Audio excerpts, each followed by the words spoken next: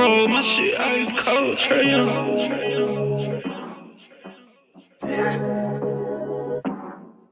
And you know I wear my heart on my sleeve. You hitting all the reads. Pack your shit like you finna leave. I go and hide your keys. Put you in position to win. Bless you without a speed. Bust you down in all the VV. Yeah, we was getting cheap. Overplay my part, I can't breathe. I feel the pain in my lungs. I thought we really was one. My heart cold like Trey Young.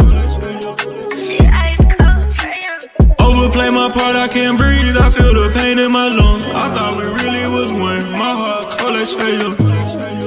Shit ice cold, Trey Young.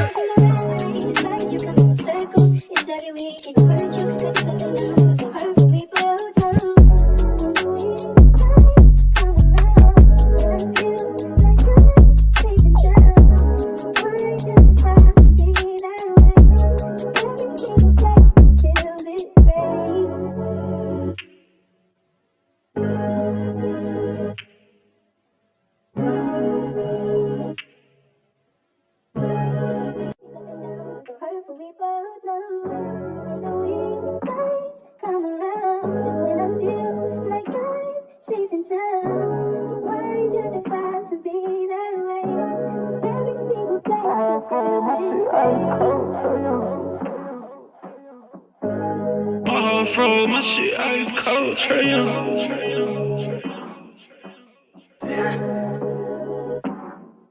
And you know I wear my heart on my sleeve. You hitting all the reads. Pack your shit like you finna leave. I go and hide your keys. Put you in position to win. Bless you without a speed. Bust you down in all the VV. Yeah, we was getting cheap. Overplay my part, I can't breathe. I feel the pain in my lungs. I thought we really was one. My heart cold like Trey Young.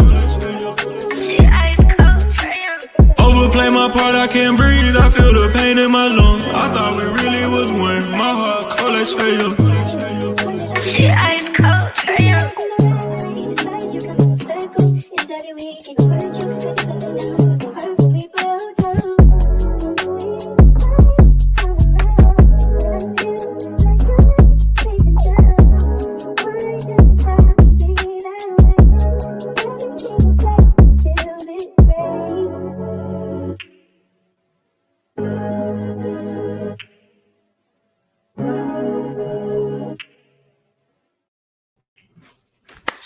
What's good? What's good? Can y'all hear me? Oops, let me turn my... I don't even have my damn speakers on. I'm tripping.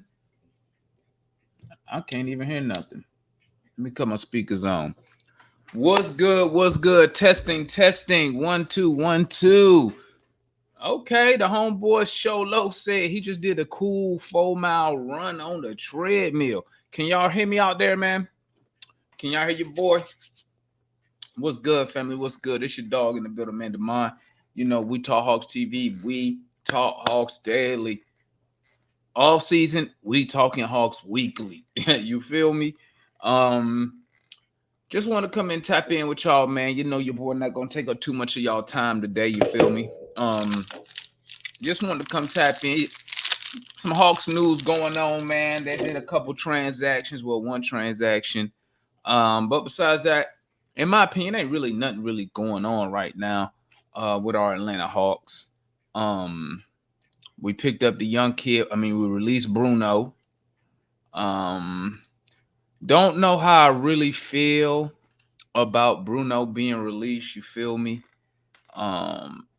Yeah, this ain't really new funk. It's just I'm just not using my what you call it? My virtual background, man.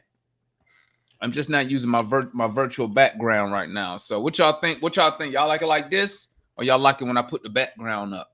But yeah, man, I'm just putting some stuff together. But I'm gonna add some stuff, man. I think I'm gonna move my stuff, put a little shelf back there and whatnot. You feel me? But yeah, let me know if y'all like it this way. I just keep it this way. You feel me? If not, I just go back to my background that I had of State Farm Arena. But let's chop it up a little bit, man. You know, some Hawk stuff going on, man. Let me talk about let me start with the Bruno situation, right? My boy Jay Black said I like it like, oh, you like it like this better? All right, bet. We'll run like this, gang. We shall run it like this. You dig me? Let's see here. So let's talk. Get the dope. Well, Jay Black, I'm gonna put shells right here. I'm gonna actually mount this, but I'm gonna put shells right here to put my hats and stuff up and whatnot. But now Bruno, man, Bruno.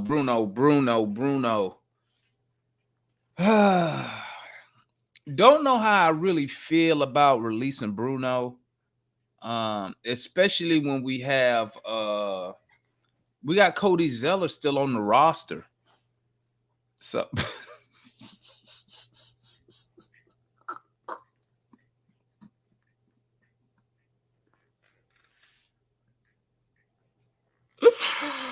Cujo, you a fool, bro. You a fool, Cujo. Get a hat. I'm gonna do that too, man. Watch. Oh, Cujo, I'm gonna do that. Hey, I'm gonna find the glow in the dark, the ones that light up. I'm gonna find the Hey, I'm gonna get the shit that light up, man. Go say Hawks DNA light up. Let me write that down, man. Great idea, Cujo, man.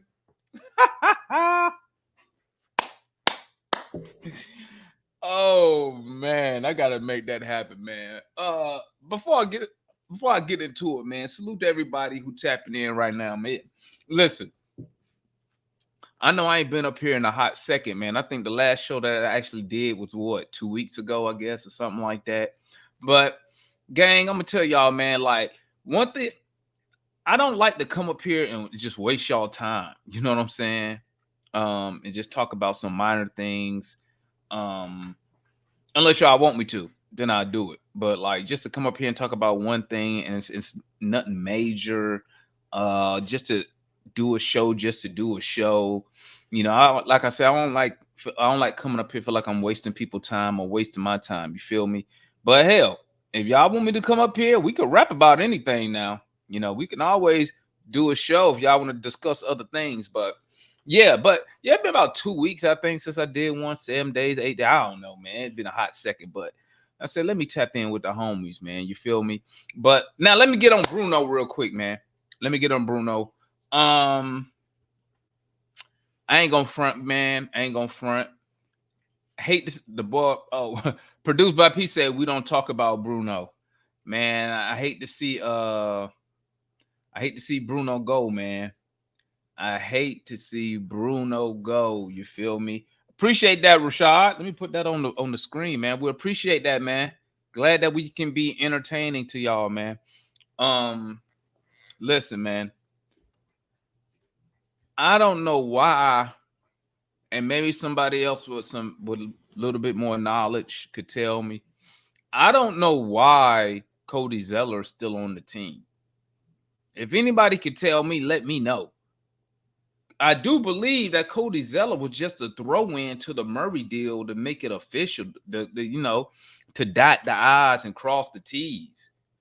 So why? And I think the only guaranteed year of his contract is this year, if I'm not mistaken. I think he's making $3 million. Why haven't we just bought him out and kept Bruno? Bruno was making like $1 million or something like that. Why not buy out Cody Zeller, who you're probably not going? Oh, wait, hold up. Are they expecting to use Cody Zeller? Is that the thing now? Are they expecting to use? Cody Zeller this year? Somebody let me know. Like, what's the?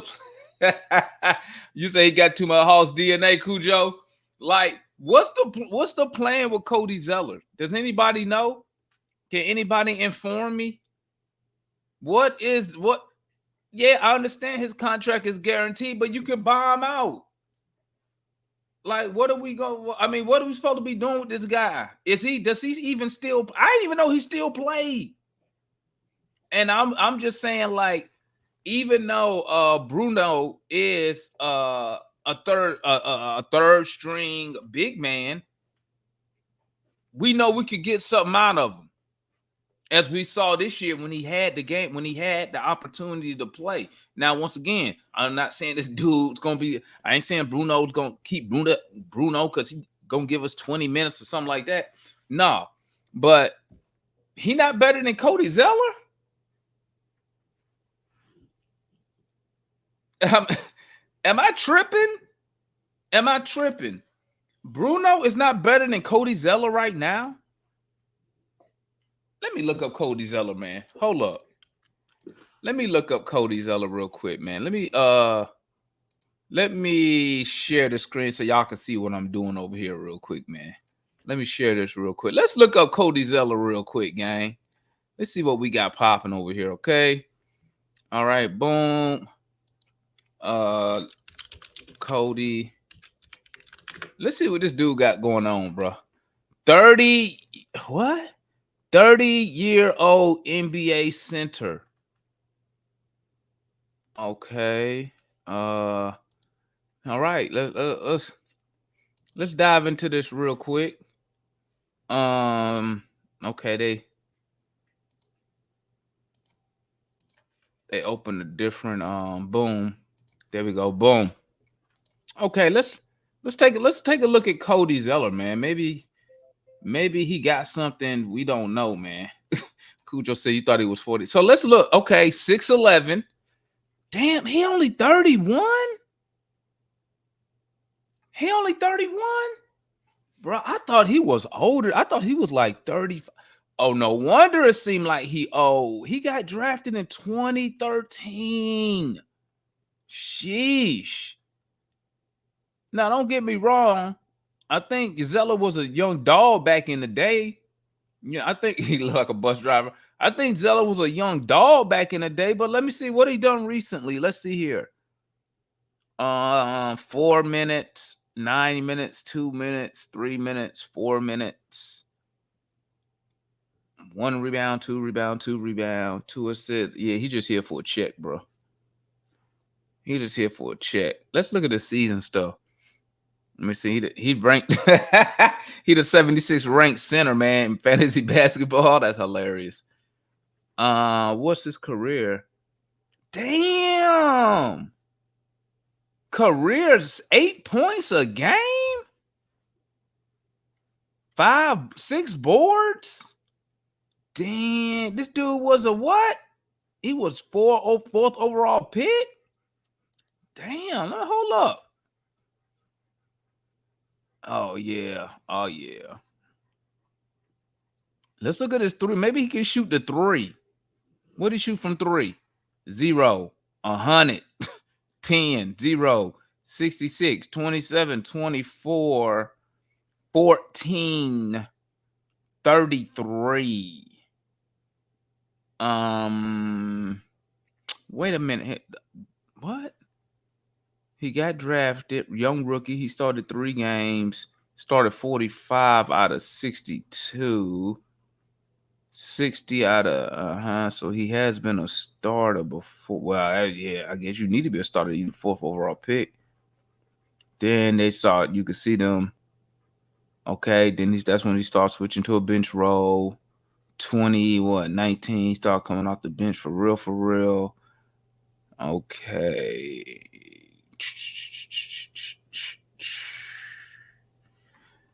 Yeah, so I don't understand why they didn't keep why you didn't keep Bruno? I don't get that. I don't get it. I'm trying to find something from this guy, man. Like, what is it? What is it about Cody Zeller? We couldn't buy him out or something because we traded. Since we traded for him, we couldn't buy him out. I just don't understand why he's still on the roster. I just don't get it. Just buy him out. What's good, Rail? My guy Rail in the building, man. And they let Bruno go. Let me look at Bruno, man. Hold up, man. Hold up. Hold up.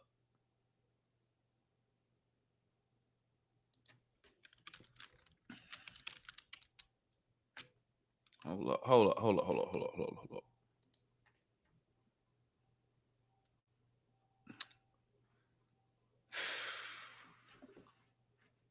Raptors coach Rakovic thrilled with Fernando deal. And I can't believe we kept Cody Zeller, man. Let me see something. Raptors coach Darko signing the Angolan center Bruno Fernando was a no-brainer, and that the team had been following Fernando for years. Fernando currently in Johannesburg, Basketball Without Borders. I just signed yesterday. He compete for a spot. He plays really hard, wants to win. Yep. Explain. Found out he got released from Atlanta. We jumped on him right away. I would really think that a guy like Bruno Fernando would have like the Hawks DNA. You know what I'm saying? Like, he don't complain. He don't do nothing but play hard. He don't like, I don't get why we let him and kept Cody's. I don't. Zeller's contract is guaranteed, so even if you cut him, his salary counts toward the cap. But it's only $3 million, though, BH. It's only $3 million. That's not gonna break us. So buy him out and get the roster spot back, and just pretend you paying Bruno $4 million instead of $1 million. I just think you get more from Bruno Fernando, because as we saw last year, right? Appreciate that, Levi. As we saw last year, you never know when your third string center is going to be a starter, as we saw last year. When you saw Double O get injured and go down for the year. When you saw Clint Capella get injured. I thought Bruno showed enough to stay on this roster. He was only making like $1 million. It's got to be a reason why they keeping Cody Zeller. It's got to be a reason. Okay. All right, man. Chat, shout out to the chat, man. Got a question for the chat, man. Do y'all feel we should have kept matter of fact, I'll just put the poll up, man. Hold up. Let me put the poll up real quick. Oh, I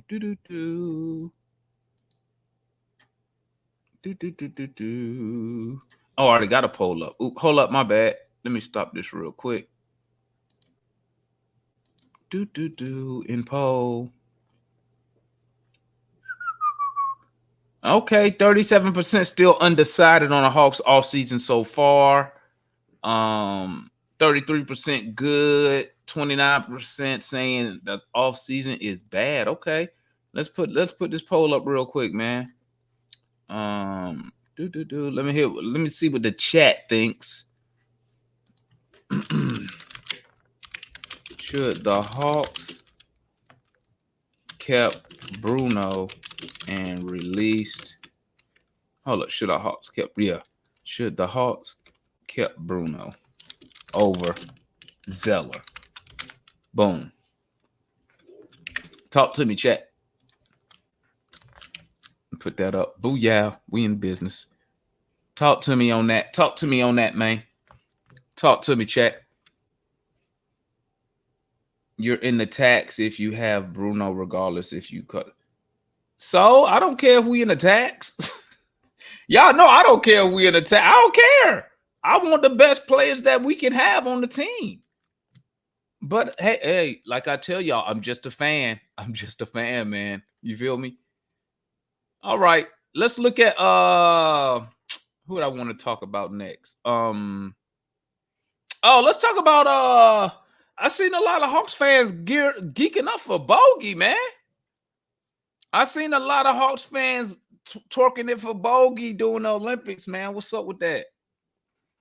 Everybody Bogey fans now. All of a sudden, we Bogey fans again. Everybody that was out there, look at Bogey, look at Bogey doing this, Bogey doing that. That man Bogdanovic. Listen. So then I put a tweet up, right? After they should Everybody showing pictures of Bogey crying and all this jazz. So I put a tweet up, right? Let me find let me find my tweet, man. Hold up. I put a tweet up about Bogey, man. Let me see here if I can find it real quick. If I can get on my dang own profile.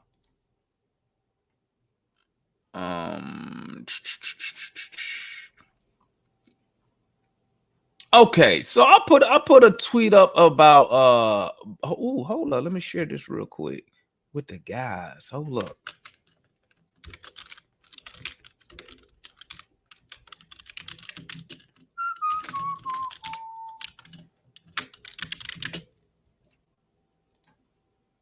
All right, boom. Where's that tweet I put up? That boy Curry was cold the other day. Sheesh. That boy Curry.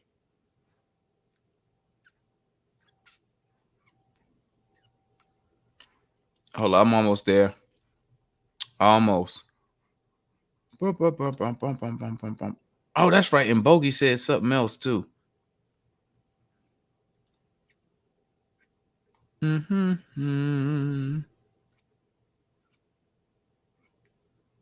Where is it? Dang, I thought I was right there. That must have been a reply. Give me 1 second, y'all. Hold on. Give me 1 second. There you go. Booyah. So after the homie Bogey went crazy, right? Went crazy against the I think against who? America, right? Against America. So your boy, y'all know how I am. Y'all know how I am, right? So I go and put this up on Twitter right here. So I get on Twitter and I says, has Bogey ever cried after a Hawks loss? Has Bogey ever cried after a Atlanta Hawks loss like he did when they lost to America? And it's so funny because I had an angle. I was gonna hit a certain angle, but Cass is like, bruh, and Mikey like, is this satire? But this is my thing. The reason I asked that question, right? The reason I asked that question is this, because it shows you, right? Hold on, and let me add something else too. I also said that this big FIFA YouTuber named Zway tweeted about Bogey. I responded. I said, I'm shocked at what I'm seeing too, right? And here come people in my mention saying, Bogey always play like that. You a casual. You don't watch the Hawks. No, I'm going to tell you something. What you saw from Bogey when he played for Serbia, and this, you don't have to agree. This is just my opinion. I don't see that shit with the Hawks. And I'm not saying that as a knock on Bogey. What I'm saying is that shows you the effort you can get from players when you got something to play for.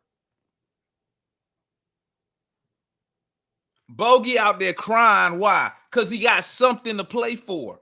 When the last time we had something to play for?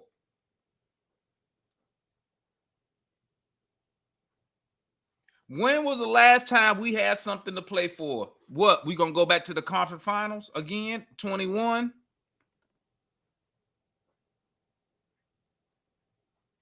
What's good, Foot?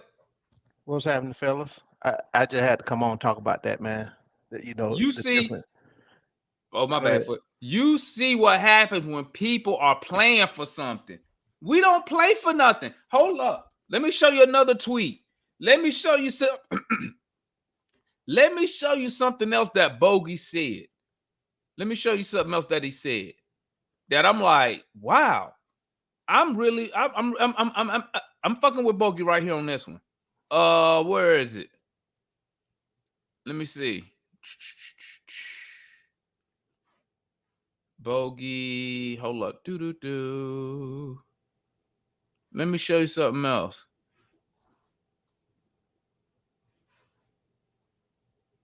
That Bogey said that I had to retweet, and I said I agree with Bogey 100%. Did I pass it already? I don't think I passed it because it's during the Olympics. I think It's I know during the Olympics. Olympics. What's the gist of it? I think I know what you're talking about. Look at that right there. Oh, wow, no. A playoff run is not special. You hear that? This coming from Bogdan Bogdanovic. I ain't saying it. I ain't say it. Hey, I didn't say it. But check this out, though, Damon. That's what I'm saying. You know, everybody hollering out, "Oh, we need to make the playoff." And then when we talk about, no, man, we need to get to the ECF or something. That should be the goal. No, start with the playoffs. Ain't nobody extending no playoff, man. If you're gonna be one and not one series and out. That's why you don't see Bogey crying when we lose. Mhm. I want to play in NBA finals. He didn't say, you know what? I'll be so glad if we just win 43 games.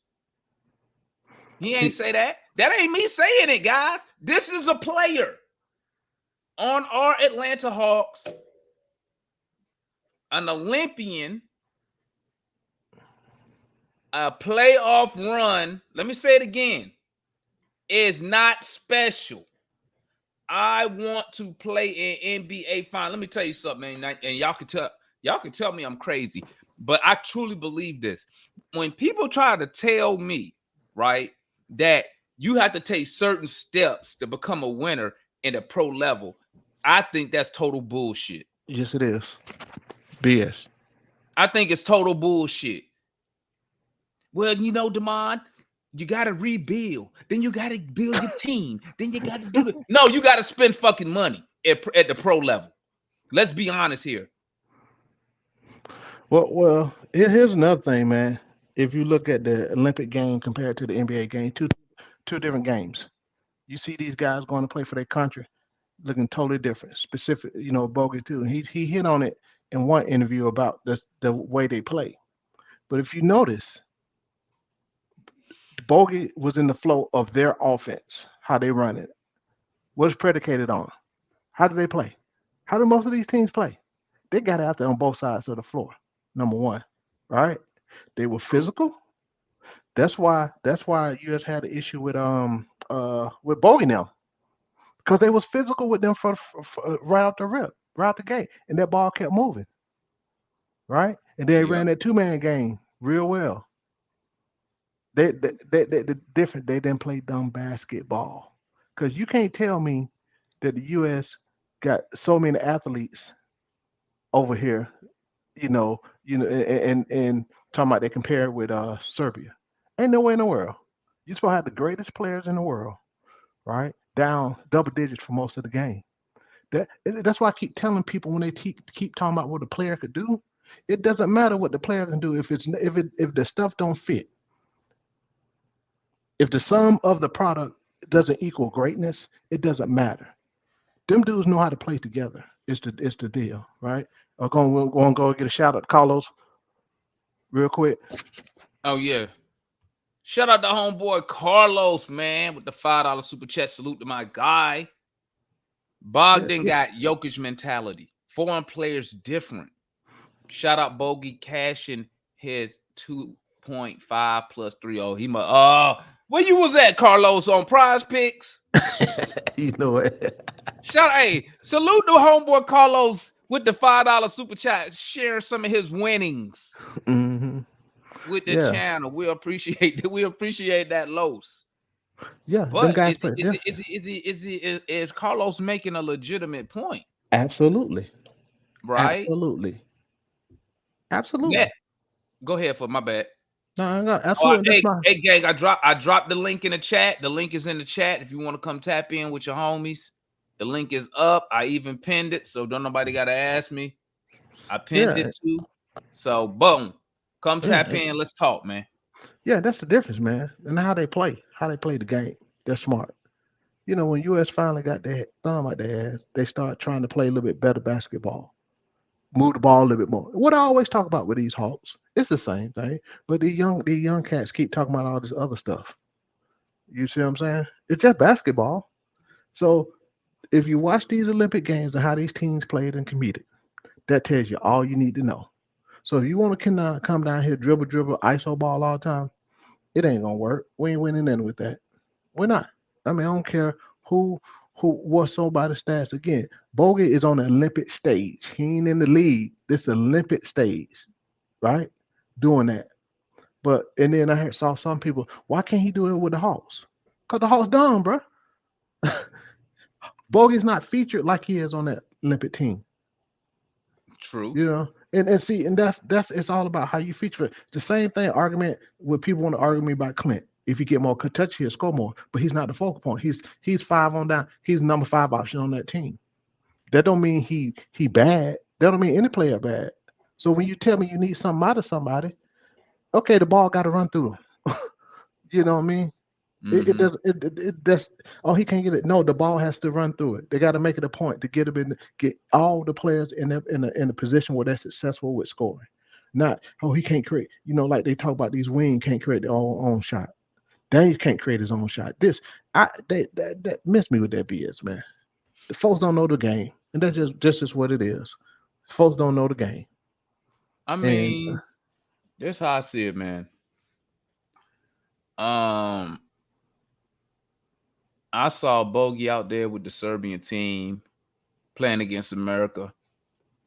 That dude was leaving it all on the court. Why? Because he was playing for something.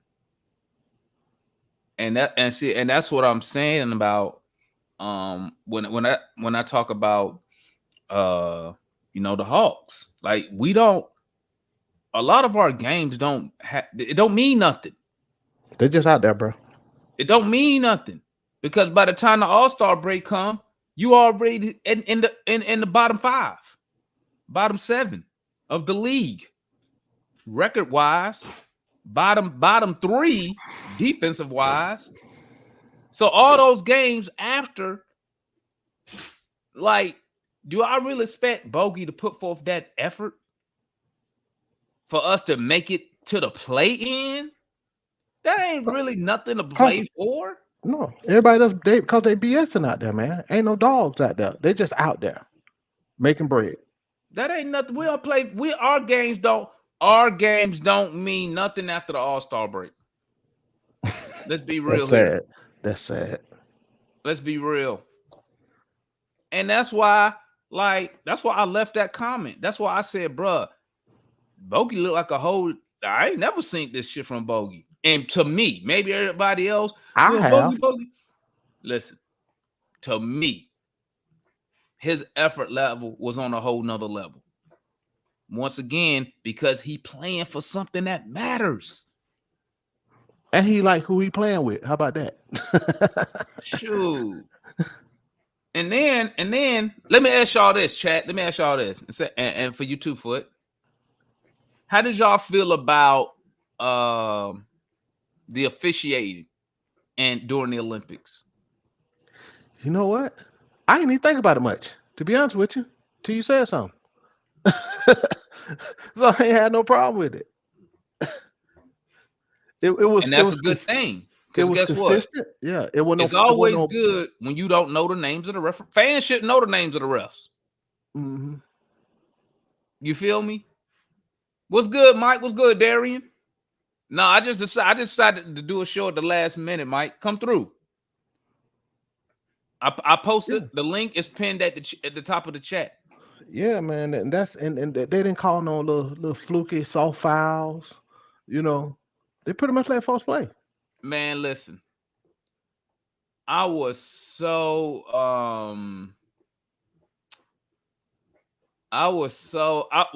brainwashed by watching the NBA that I'm not. I was waiting for them to call fouls. Like it'd be contact, and I'm waiting for the whistle.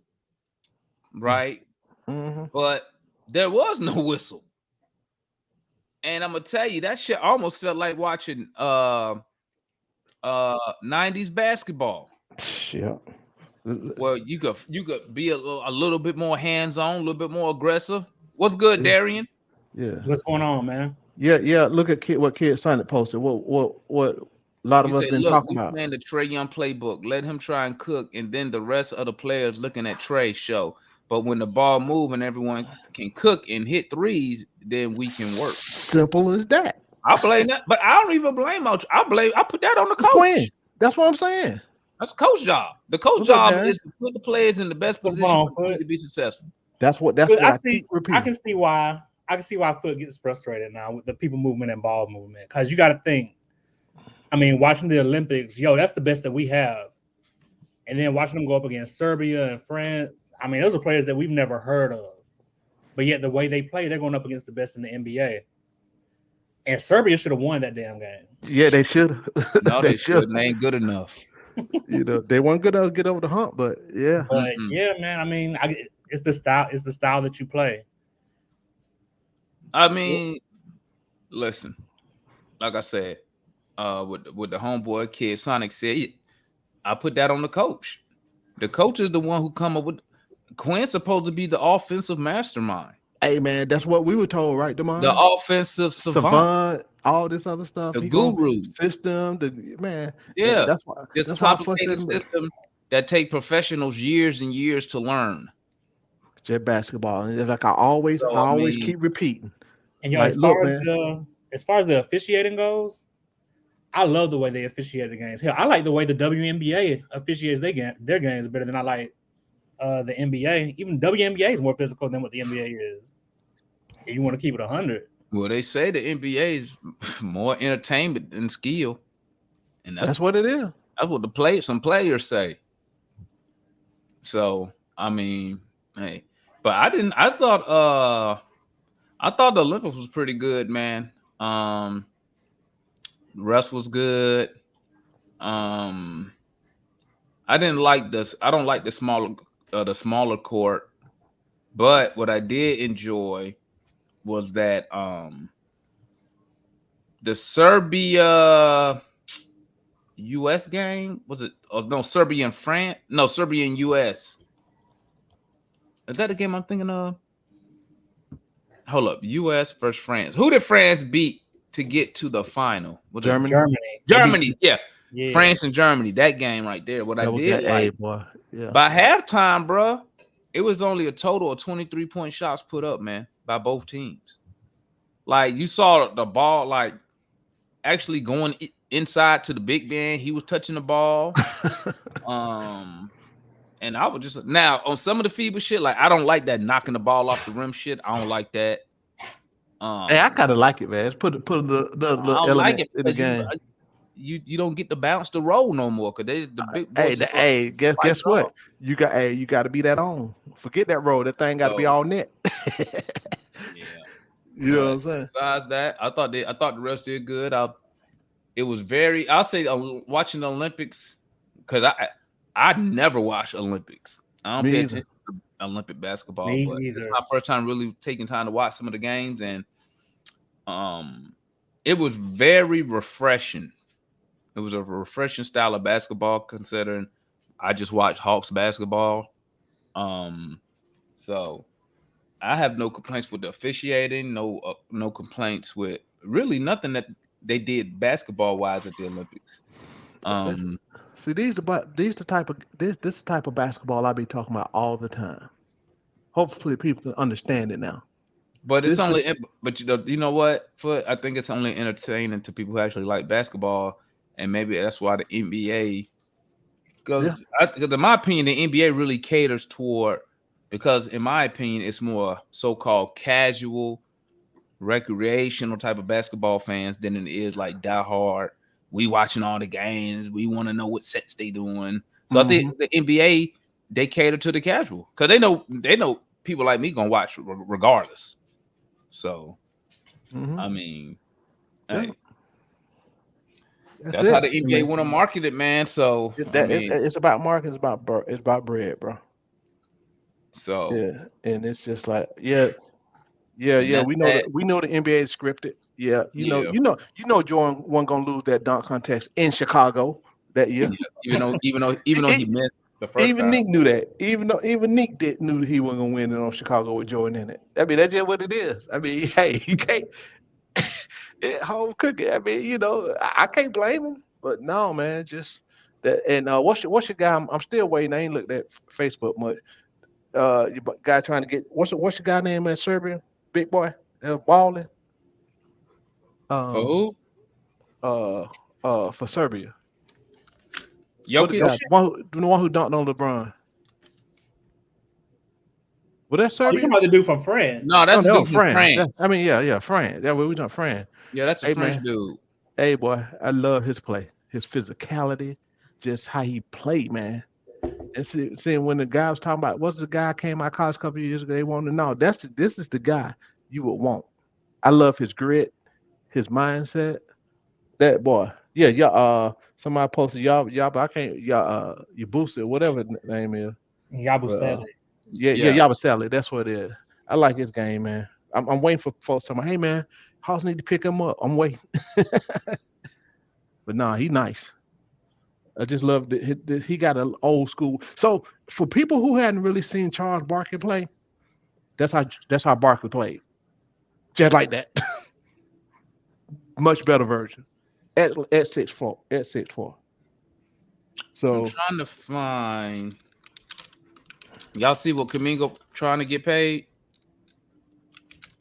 hey, the money out there. Hey And Rashawn.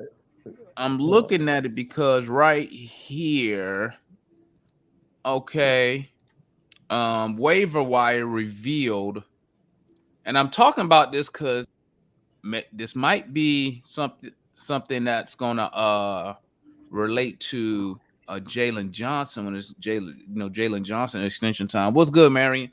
What's going on, fellas? What's going on?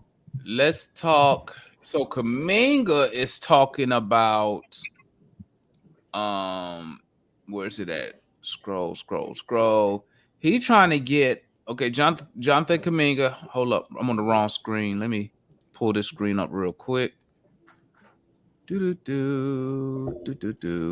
Yeah, Jonathan Kaminga is over here talking about he is looking. Let's see. Jonathan Kaminga is entering the final year of his rookie deal. Word around the league from various sources that Kaminga and his representation are looking for a full max extension. How much is that? If Kaminga is truly seeking a lofty contract extension, he must produce the best season of his young career. He's expected to have more opportunity and a bigger role. I think his max is 225. Hold on, let me find it real quick. Full max contract. Golly. He'll get it. I think he'll get it just off the fact that I mean, you look at players compared to him, like didn't Orlando give Franz Wagner the max? Well, Wagner is better than he is, though. Then Kaminga, you think so? Well, Kaminga ain't really he ain't really done nothing. Ain't done nothing. I mean, what has he done? I think it'll mess everything up if you gave Kaminga the max, because then you'll have lesser jokers trying to get more money. I think that that would drive JJ to look for the max. Not saying that JJ shouldn't get the max. He probably will work his way into the max, but Kaminga is not a max player right now. What about do you think say Kaminga gets that, right? Do y'all think that Jalen Johnson representation gonna try to get max from us? I think they're gonna try to get max from us anyway. I'm sorry, man. Yeah, why not? Why not try it? But I'm not paying him max yet. I need to see another year. What do you need to see? What do you need to see from JJ in order to give him a max? Production. I need more production. So it's not is he capable? Yes. So here's how I look at it. There's been a lot of talk about it on Facebook.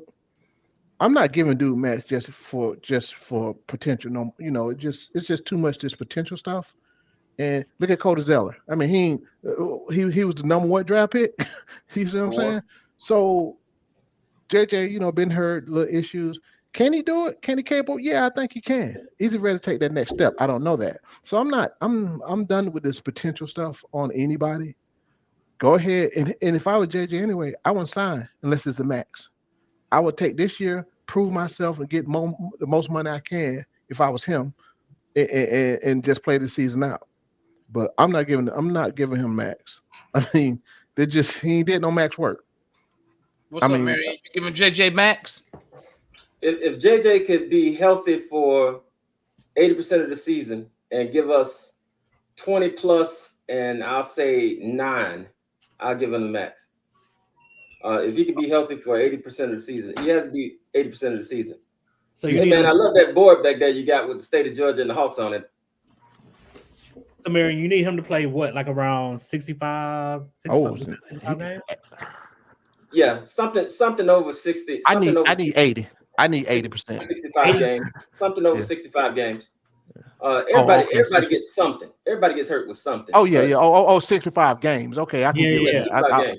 I was saying 80%. All right, cool. Oh yeah. Same thing. Something over 65 games would be sufficient in my eye. Because I realize that everybody's gonna miss about, well, now let's take it up to about 70 games, because everybody will miss a good 10 games.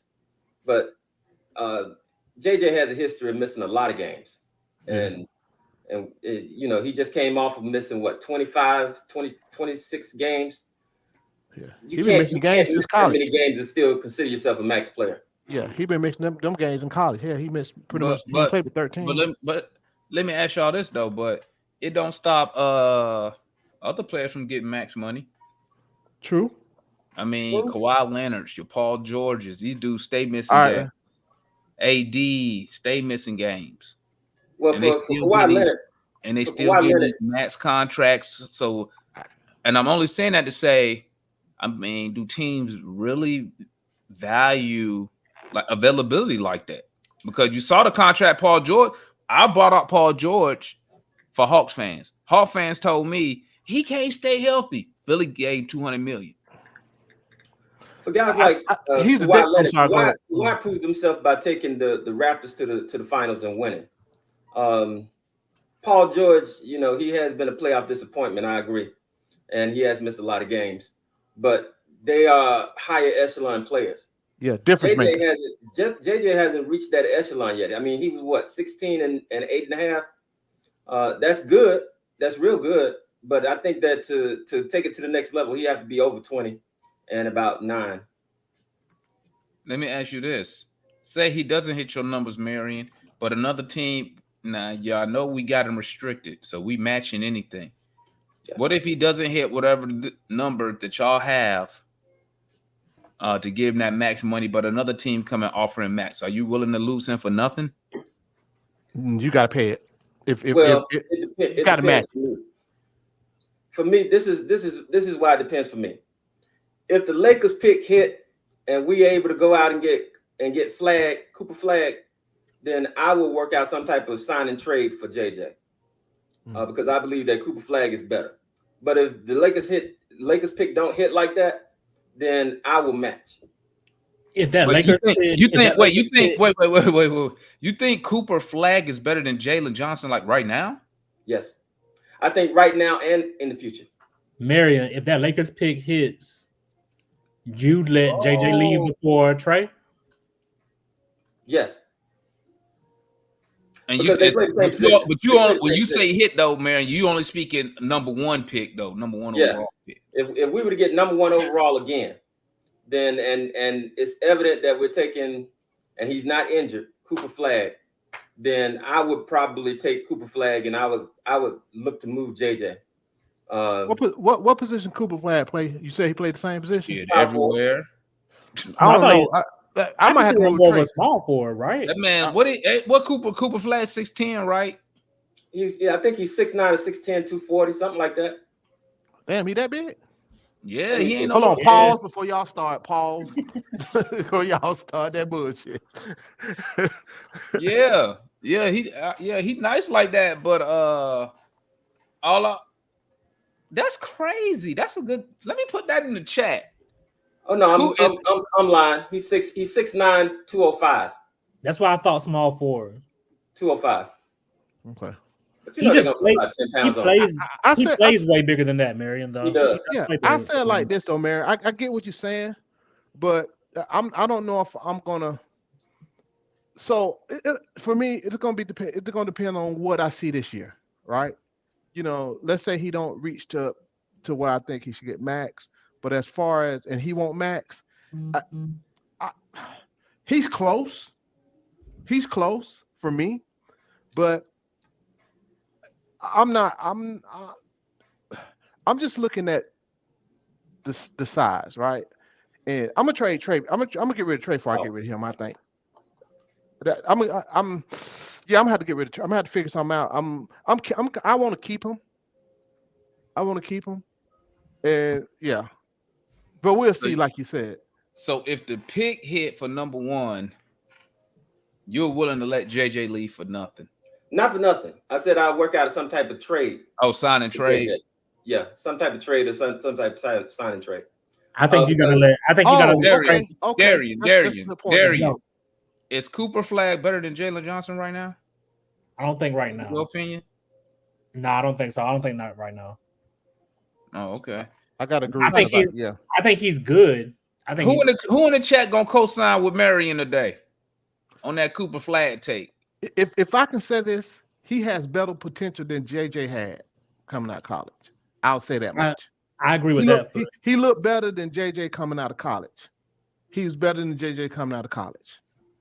I can't quite say he's better than JJ yet. Pegged as the number 1 overall pick.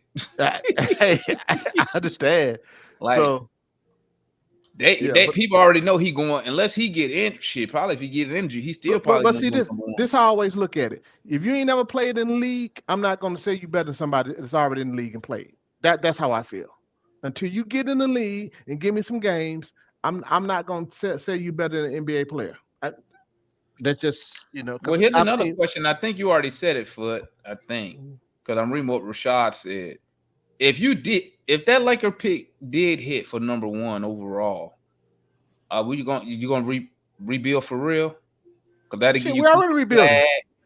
We already rebuilt. You know what I mean? Okay. But would you trade? I think you already said. But would anybody else trade Trae Young if you end up getting a number 1 pick? I'll consider it. I'm trading Trae Young if I get number 1 pick. You trading Trae Young if we don't get the number 1 pick. No, trade Trae Young for a box of Cheetos. Come on, good. No, I ain't gonna trade for that. But we ain't doing that this year. Yeah, he can. And you say addition by subtraction, and we got some Cheetos. That's what you say. We're gonna, you know, I'm gonna give him a chance. We're gonna see how he played this year, man. What really his mindset. You know, for me, for Trae Young, it's his mindset and how he plays from his mind. We know the kid more than capable of doing anything, right? That's not a problem. How he's gonna put that together mentally is my concern for Trae Young's game. You know, I think he has a better team to work with this year. Yes, he does. Me personally, I think he does. That's what I want to see. Yeah, he should. Yeah. So that's why I want to see. I just put the Cooper Flag video in both the chats. It's Cooper Flag taking the business to LeBron and the Team USA, and also they had another video of him destroying DeMar DeRozan one-on-one. Oh, I seen that one. Yeah, he's not. I don't think that he lacks for being good at this level. I think that he's going to come in as pretty good. I do too. I think he should be successful. I just got to see it.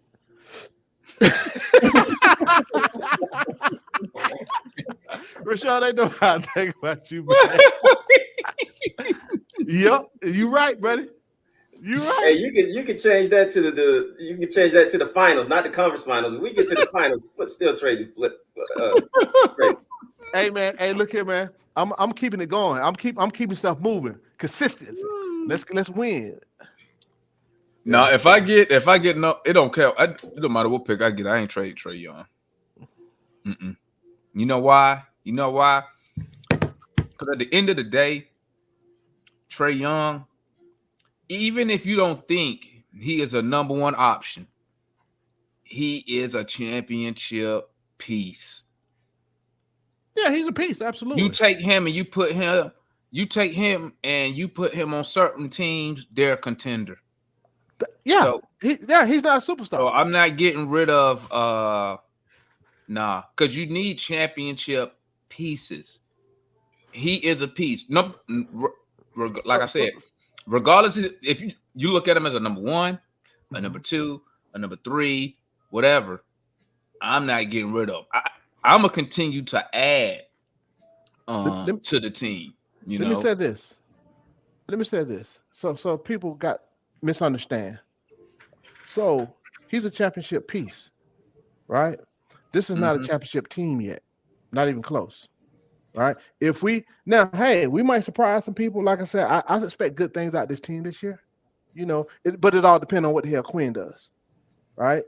And it's not. It all starts and ends with Quinn, not Trae Young. People, it all starts and ends with Quinn, right? I've been clear about what I need from Trae, but he's a piece. But are we a piece or two away? That's that's my question. A winning championship. I'm trying to do whatever I need to do to get a championship in the next two years or so. 3 at the most. But you never know. You never know when another a star player becomes available. Agreed. Right. But DeMond, I'm gonna go back to this again. See, everybody keep looking at only the star players. Look at the dang on coach. Right? Our team wasn't that bad last year. Right? As people think we got a roster problem. Right? We had an injury issue last year. We didn't have a necessarily roster problem like most people think. The coach didn't put these guys in positions to succeed, including Trae. He did not. This is why, Quinn gonna get Quinn like last year. People think it was Trae. No, Quinn got the most smoke from me last year. He gonna get the most smoke from me this year until he put a better product on that floor, since he's supposed to be that guy as a coach. Well, Phil, let me help you with something real quick. Go ahead. In this league, coaches come and go. We just watched Darvin Ham get fired 6 months into getting the job. I know where you're going. Championship teams recognize when it's time for their coach to go. We're giving Quinn a shot. Now, if we have players that look like they can be championship level and Quinn's coaching is not up to snuff, then he'll get the boot.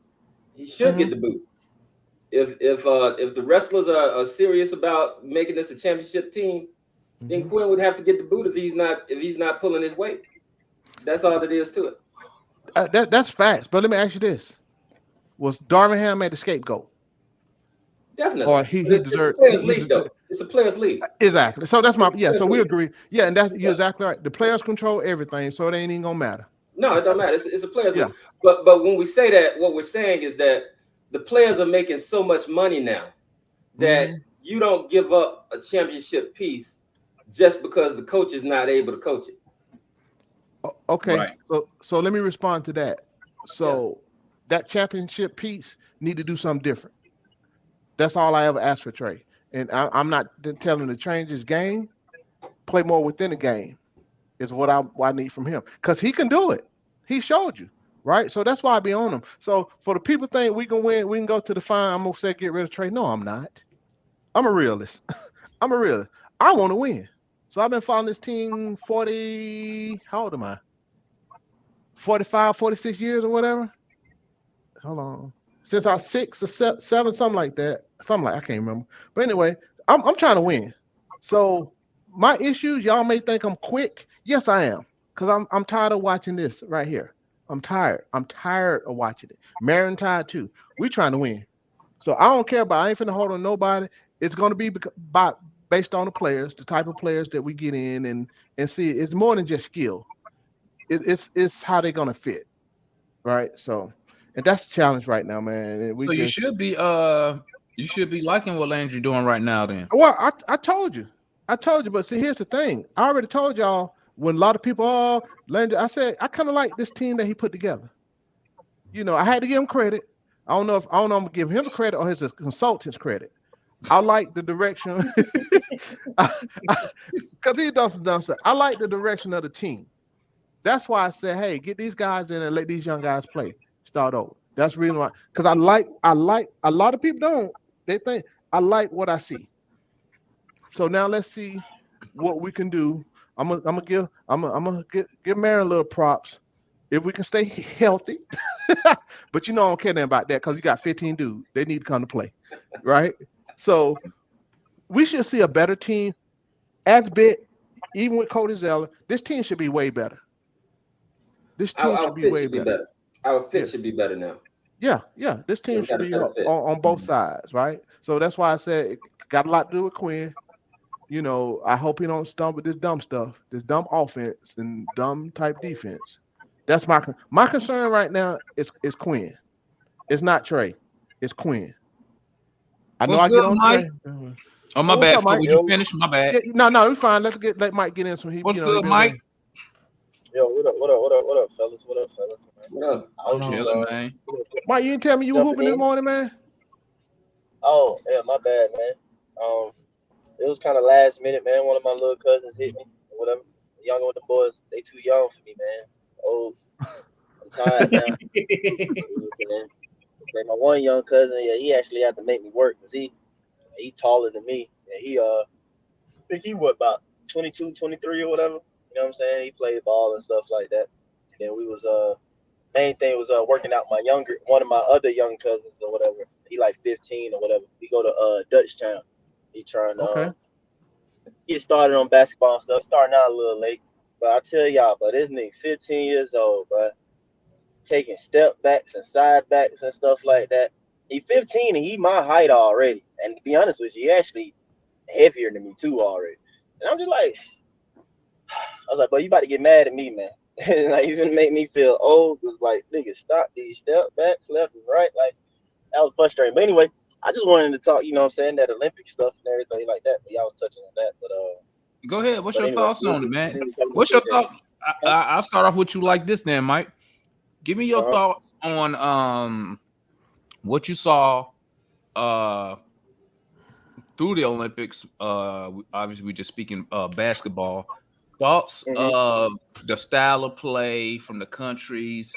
Thoughts on how you see certain players maybe not excel in the NBA, but go to FIBA and become like dominant, like almost looking like number one options out there when they play with their national team. Like Dennis Schroeder. Dennis Schroeder over there looking like he had all NBA point guard when he played with Germany.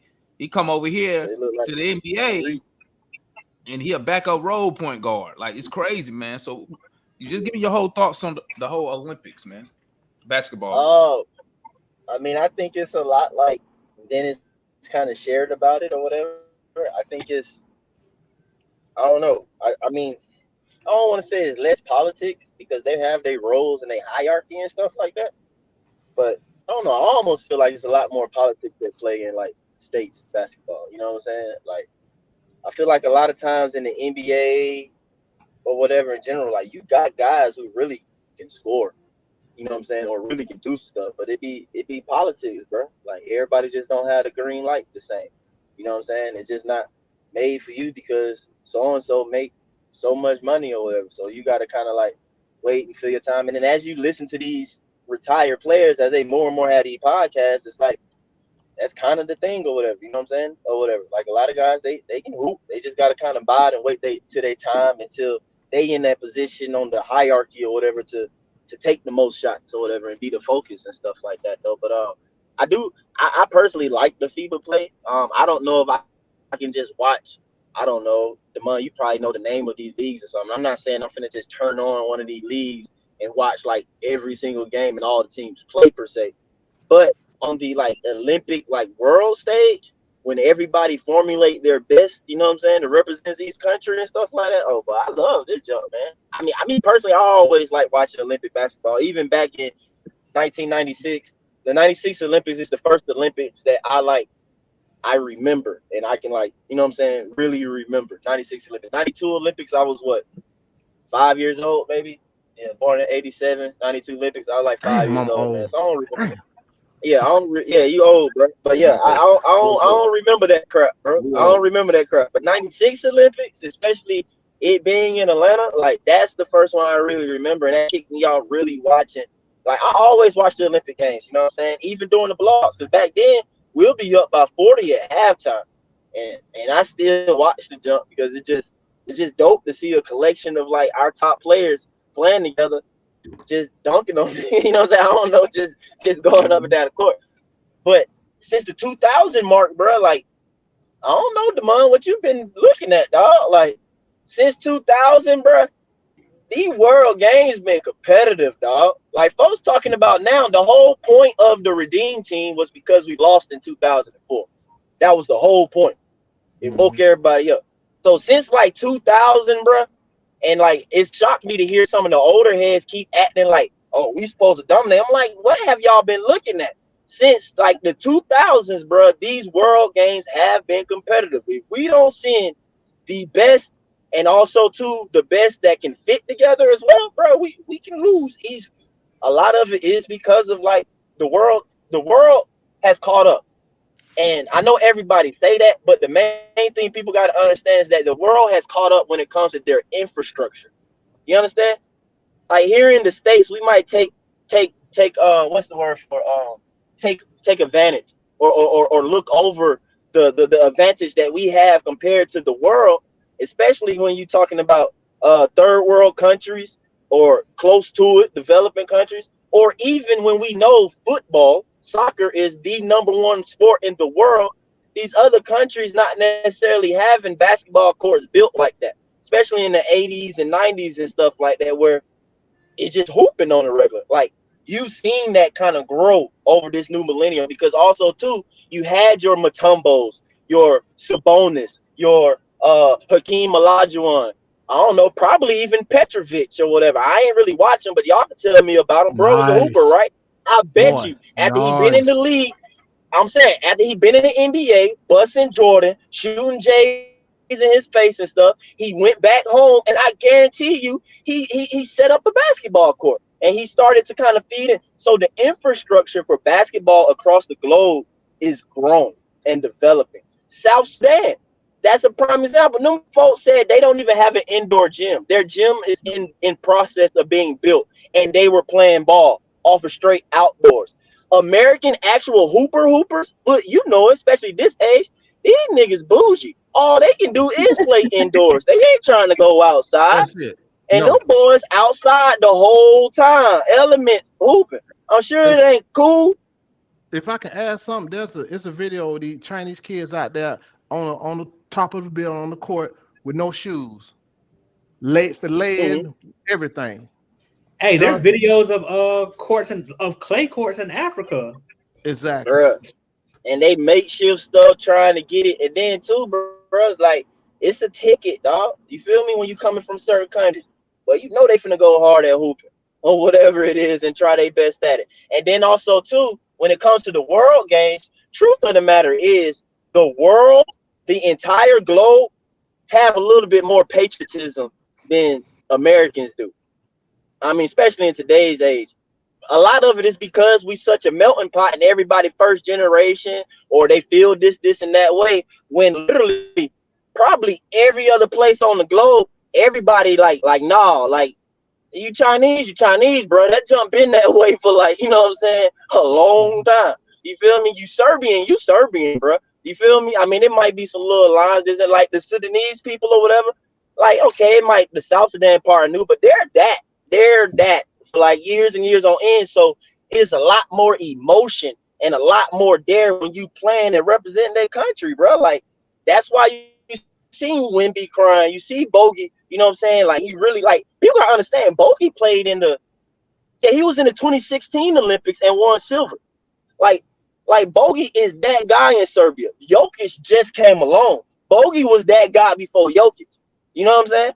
So So yeah, man, I love it, bro. Bogey's all-time leader. Yeah, he's their all-time leader scorer. He's basically like Bogey's their KD in a sense. You feel me?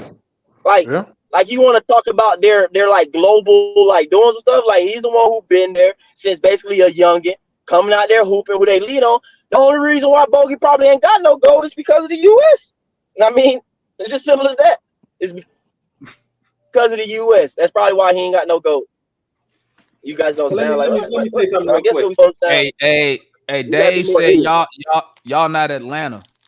Hey, man, let me say something. You know what's so funny about that comment? I'm the only one not from Georgia, but he said the rest of y'all that's born and bred there don't sound like Atlanta. That's crazy to me. Let me say something real quick. When you talk about these international players, man, we've been at it. The Hawks been at it longer than anybody. I mean, I remember Blair Rasmussen. I remember Yeah. Anno Modeler. Yep. I remember all these guys, even up to Patty Mel. What's how cool they say it? Patty Mel. Patty Mel. Yeah. Patty Mel, even up to Patty Mel. Who And ball the for thing about Australia? it, the thing about it is that I think that the organization has gotten better, but the players have always had a level of being good. They've been good. I think that as the game became more international, the NBA game, we've shown them a little bit more about how to be more organized as a team and team play. But yeah, I'm excited when I see the teams in Africa. You think? pulling together You think we taught them how to be organized and team play? Yeah, Mm-hmm. yeah. You think we developed that part of them? We the ones that started that basketball without border stuff. We the ones that started going over there and teaching them how to play the game. We the ones that. I mean, we started, but I'm saying the basketball without borders. I agree, but a lot of the basketball with borders part of it, though, a lot of that was building the infrastructure. That was a lot of that. Now you do have the coaches that was Mike Brown and so on. So Mike Brown used to coach one of the African teams or whatever, one of the African nations. I forget which one, but Mike Brown's coach. It might have been Nigeria or something like that, though. But yeah, I mean, I feel you. I just like, I don't know. I feel like they always kind of played team ball to an extent. It's just the skill and certain stuff was like super far off, or at the most they only had like one guy. Because everybody would tell you like the NBA got Sabonis late. Because people would tell you like you get Arvidas Sabonis, if you get him early in his career, he would have tore up the NBA if you got him earlier. Exactly. He would have tore up the NBA. And that's earlier league stuff. You feel me? But that's before NBA with borders and stuff like that. You feel me? It just was like what I'm saying is they've a little bit farther players who had skills. They've always had skilled players. We've taught them the team game and the organization. That's what I was saying. Can I add something to that when you finish, Mary? What's that now? When you finish, I want to add something. Yeah, and so when we started sending our players over and we started teaching them the team game, they became a lot better. When they started because all of them watched Jordan. We even had what's his name that played with the Bulls and then came to us. What's his name? Tony Kukoc. Kukoc was amazing. He was an amazing player. So I'm not going to sit here and say that the international players were at some point at a low level and then they worked their way up. But that was the main. He was already at a high level. But remember, Mary. But the difference, though, I feel like more of the difference was back then and stuff with us. We played physical. You feel me? Like we legit played physical, man. Here you go. Y'all probably hear the AC blowing. See, now y'all can't hear me. I'm gonna have to yell over the AC. No, I got AC, bro. No, we can. I know, but at the same time, I guess Carlos missed it, bro. Carlos always got the joke. I told y'all I just left the gym not too long ago, bro. I've been in the gym since about 11:30. I've been hooping, man, working out a little bit. Hey, but look though, we played physical. All right. The only reason, in my opinion, the medal game against Serbia was so close is because we took too long to play physical basketball. Yes. Them boys went a whole like 2.5 quarters still expecting NBA type touch calls and stuff. I'm like, no, y'all playing like straight put. It was pissing me off. The guys in the chat, y'all saw it. I was pissed off. I was like, y'all pissing me off. The NBA made our players some hoes. Y'all playing like pussies and all this stuff. I'm getting mad because that was the only difference, bro. And it's crazy to me how like it has flip flopped because we were the dominant people. So back in the 90s and earlier when you saw we just destroying folks because like Charles Barkley ain't give up 2 flips. He blowing you out the way and dunking on you and calling your names at the same time, running out like they didn't care. Our guys, they too used to that AAU and NBA ISO, blow the whistle because you ain't got tapped. You feel me? Like it took them too long in that Serbia game to be like, we can actually get up on them. Oh, well then let's run it. Like you telling me I can actually have my hand on them? Well then let's do it. I'm like, yeah, bro, FIBA, you can do that jump from jump. I'm like, y'all go out there and bang.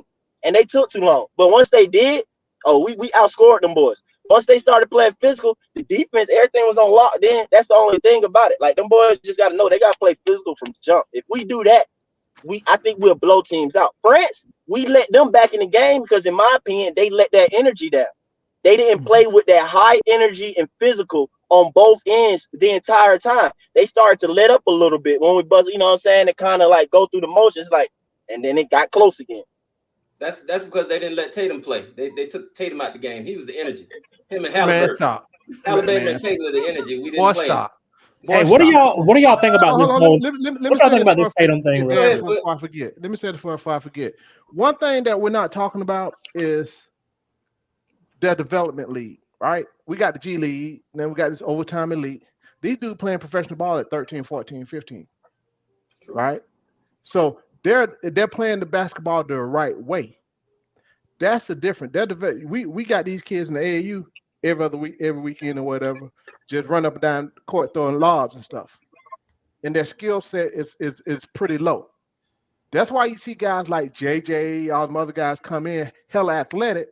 Not just skill set, but IQ as well. Because in the NBA, I call it all the time. When a point guard in the NBA now, when they get a pick and roll in the switch is for the guard to attack the big on the dribble. They completely, because if the big is on you, dummy, that means it's a small on your big.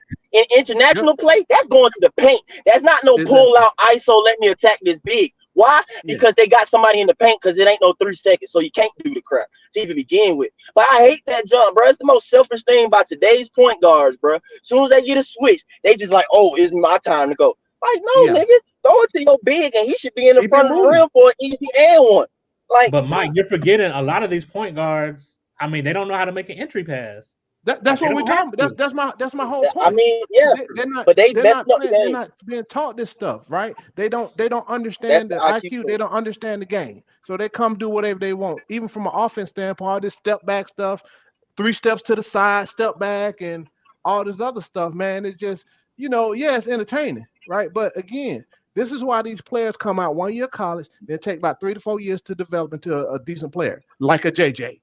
Right, and I ain't mad at nobody coming out getting that bread. Let me get that. Let me make sure I understand it. Go get your money, but that's just the reason why those guys are catching up now. You have your Lucas and the players like that because this is what it's going to be until this whole the AAU structure. It's something going to happen between college ball and this AAU. Well, this stuff is going to merge.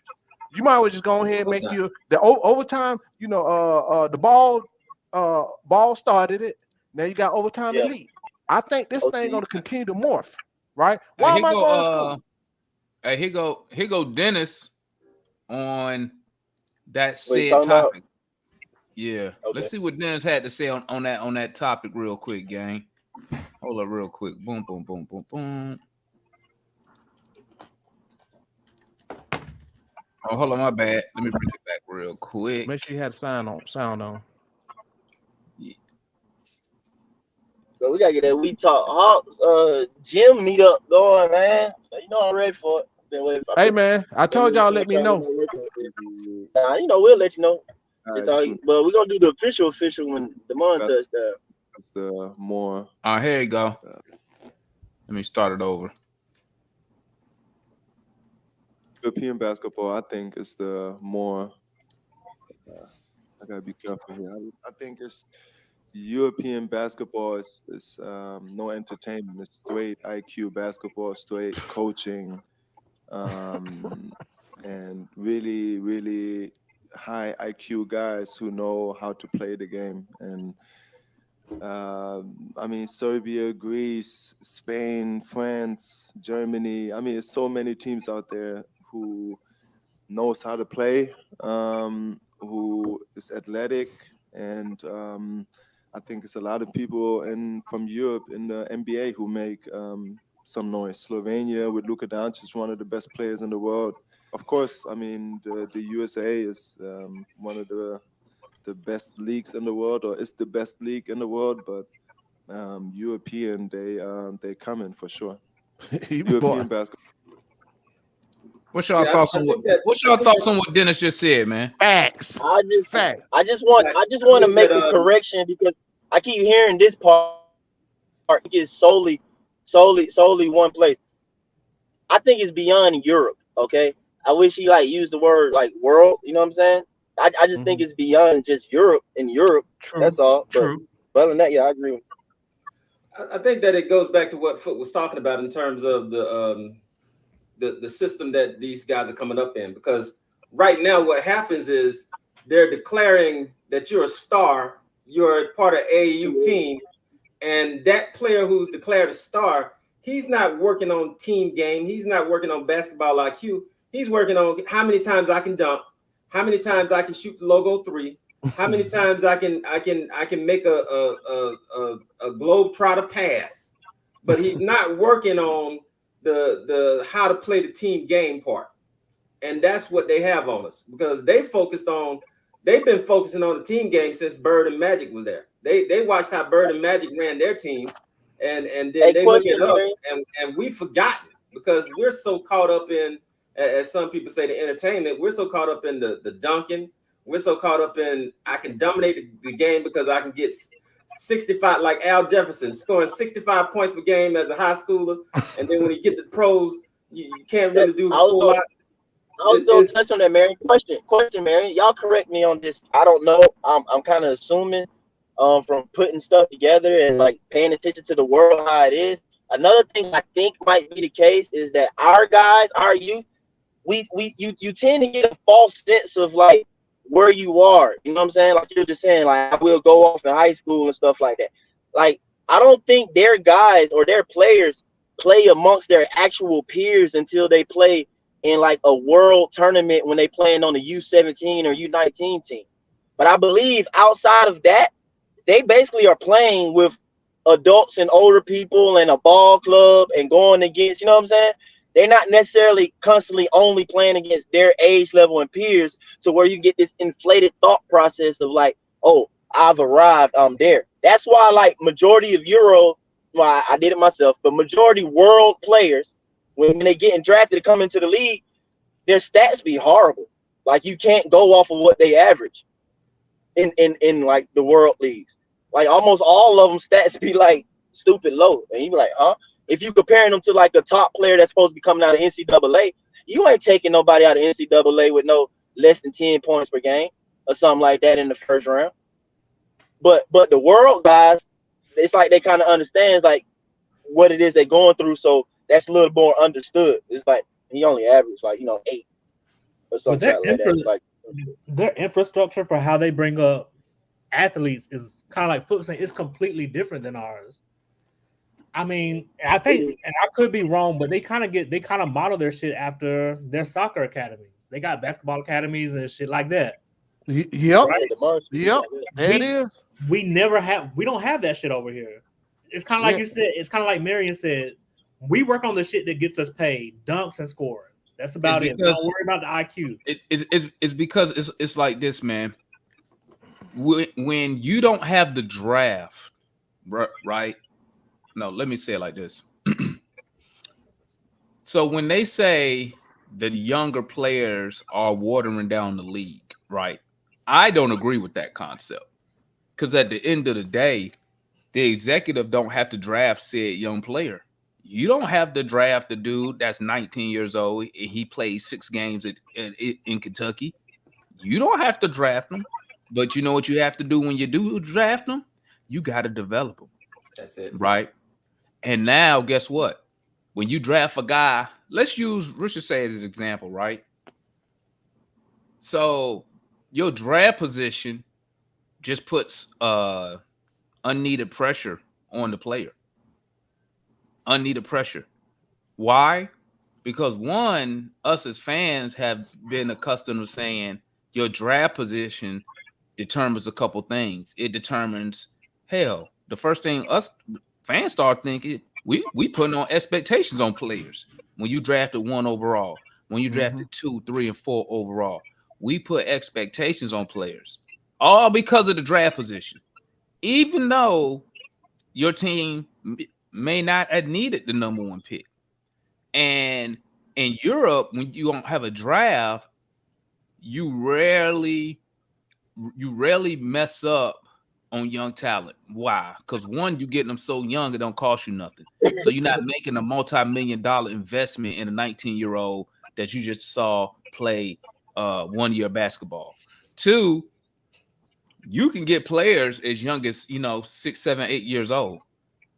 And what happens is, and if you want a real great example, go watch. If you get time, hop on YouTube and look at Barcelona's soccer club. They have their own name and play style for their youth academy. I think it's called La Mencia, right?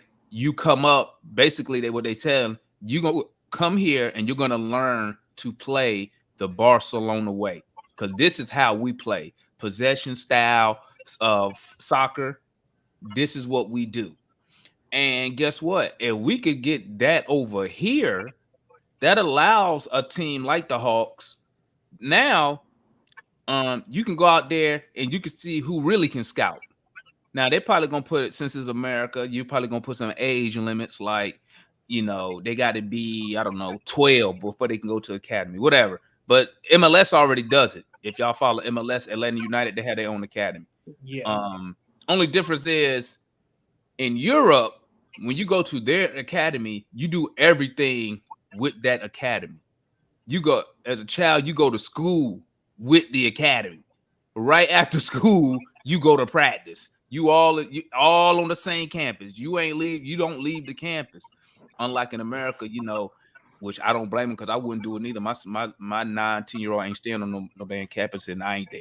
Right? I'll pick them up and drop them off as needed. But now you can drill into the player head the style you want him to come up as, instead of drafting the guy, number one, who's already has a style. He's been coached, mentored, trained to play a certain style of basketball that, guess what? It may not fit the style that the team that drafts him does. So now let's say Cooper Flag. He's the great talent. Woo, woo, woo, woo, woo. What if he really doesn't fit the players that you have for some odd reason? What if his best style of basketball isn't the style that you play? So now, as an organization, you have to change everything within your organization to fit this one guy. Instead of being able to grab young kids, let's call them, let's say 14, grabbing 14-year-olds now, and you drilling your style of play and how you play at the first team level. So you're doing 14. Usually in Europe, kids crack the first team sets if they super talented 16, usually about 17, 18. So that's 3 to 4 years that you drill Hawks DNA into said player. So when he gets to the Atlanta Hawks, when you promote him, because remember, you control his progression. So if he's not ready to be on the first team, he keep playing at the club at the academy level. And it's just so many advantages of doing it that way. In my personal opinion, the draft, y'all know me, I think the draft rigged anyway. I don't believe when they talk about we in the back room and we got 5 dudes and they're sworn on death to not tell nobody the secret. I don't believe that. Nobody. Right? Bro, You just sit in the open so we all can see, and then there's no question. You notice they won't do that though. No. When they started it though, when they first did it, they did it, and that's why they'll tell you if you go watch the one in '85, the one for Patrick Ewing. They said if you look closely, the Knicks envelope was bent, had a crease in it, so he could see it, so he could get the Knicks. But they said they left it in the freezer. They left it in the freezer. Yeah. Hey, but to your point, Demond, the draft, I think one thing happened that we can say messed up the NBA, and that was when they started allowing the high schoolers to come in to the NBA. I know they only did it for a few years, but what happened is what they basically said is that basketball players don't need the college. They don't need to go to college to learn to play the game.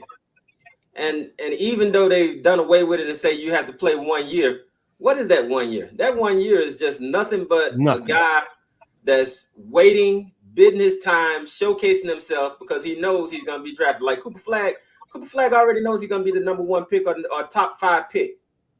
So he's just going to spend this 1 year in college so that he's going to bid his time.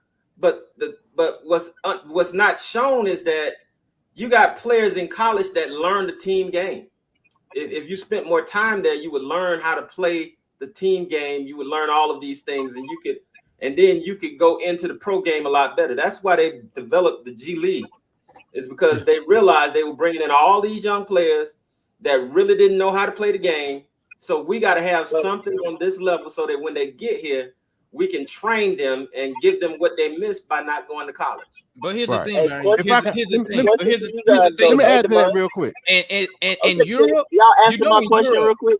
I just hold on want real some quick. In clarity. real Europe, quick. there is no college in Europe, right? Yeah, there is no secondary. That's true. You know what? When I graduate high school at 18 years old, and I'm not going to college, and I got to go get a job. Let's say I go get a job at McDonald's. You know what they're gonna do, Marion?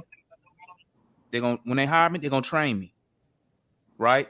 So I don't have a problem with high schoolers going to the NBA, because at the end of the day, Marion, that GM don't have to draft a high schooler. You don't have to draft them.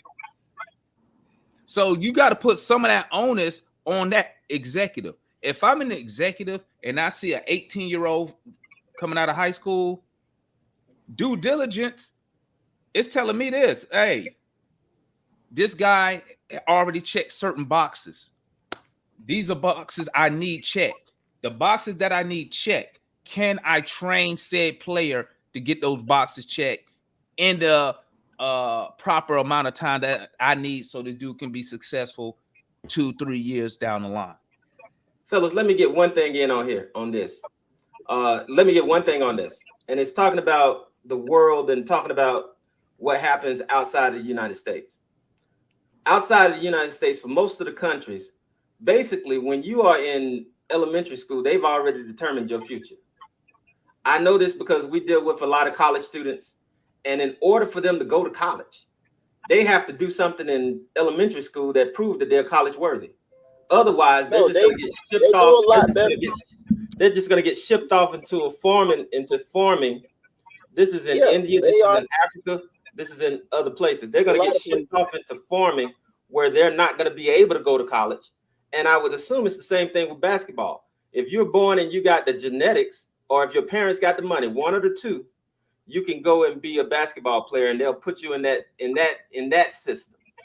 They got systems for that. You see, the United States, we're the land of the free. So, you get to choose whatever you want to be. And you don't have to make that choice until after you finished all your schooling. It would be different if we could say, like your son, Damon, if your son could be placed in a camp where he already knows he's going to be a pro basketball player. They go and put him with the San Antonio Spurs camp. He gets to learn all the San Antonio Spurs stuff.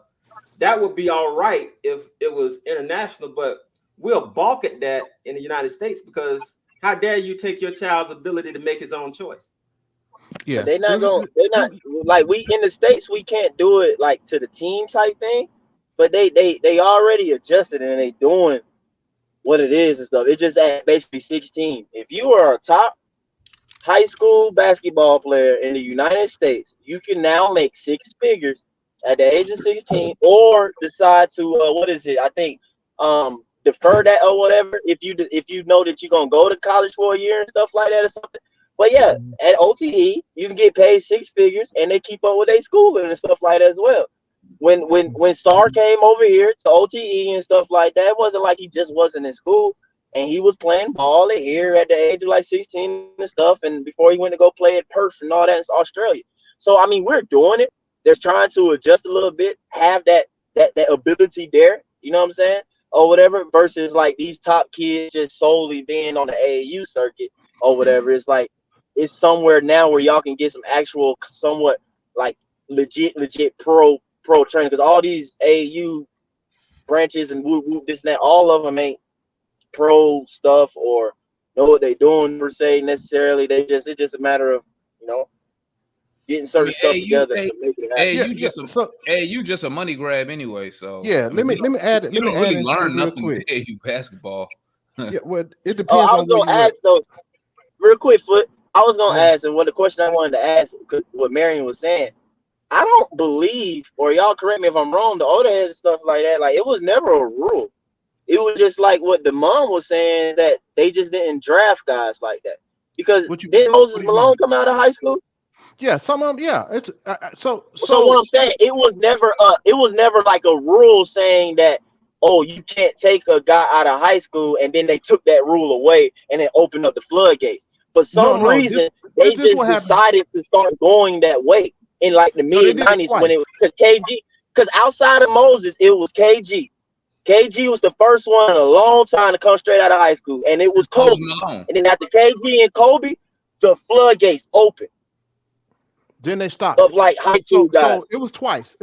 So it was open at first, then they stopped it, then it got open again. You got KG and all those guys, LeBron coming out, then they stopped it again. So I'm saying, so it was a rule before KG to where they couldn't, high school guys couldn't. Yes, they opened it back up. Yes. Okay. Yeah. So I'm gonna speak on that real quick and the other stuff y'all was talking about. See, here's the thing, man. Here's the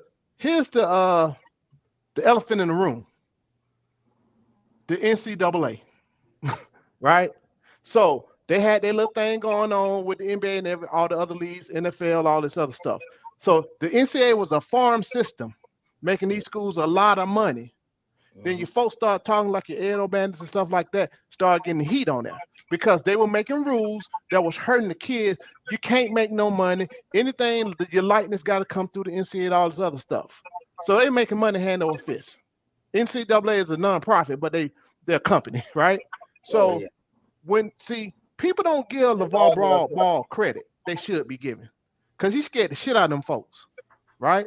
Where you start thinking more of the G League start coming up from when the G League, where they start letting the high school players in. I forgot what the hell they called that for a brief minute. They create the thing that allowed them kids to come in their last year of high school under the NBA. I forgot what it was called, right? They stole that shit from LeVar Ball. Right. So now you got OTE because that show, as much as people want to talk about LeVar Ball, he was a trendsetter. Because that's why a lot of this stuff come from. That's why he had his sons going over played overseas. But you gotta look at it, like you said, ain't no NCAA over there over in the But you know who did that before Ball though?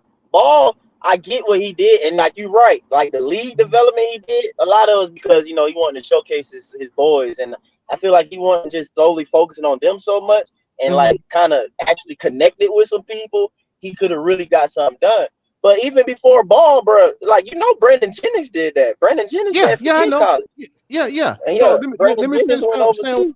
Right, yeah. So in the whole grand scheme of things, if you look at what's been going on, and let's talk about AAU real quick. Well, hold on, let me ask one quick question. And this is tangential. This is a tangential question. Do you think it was right or wrong? Follow me here.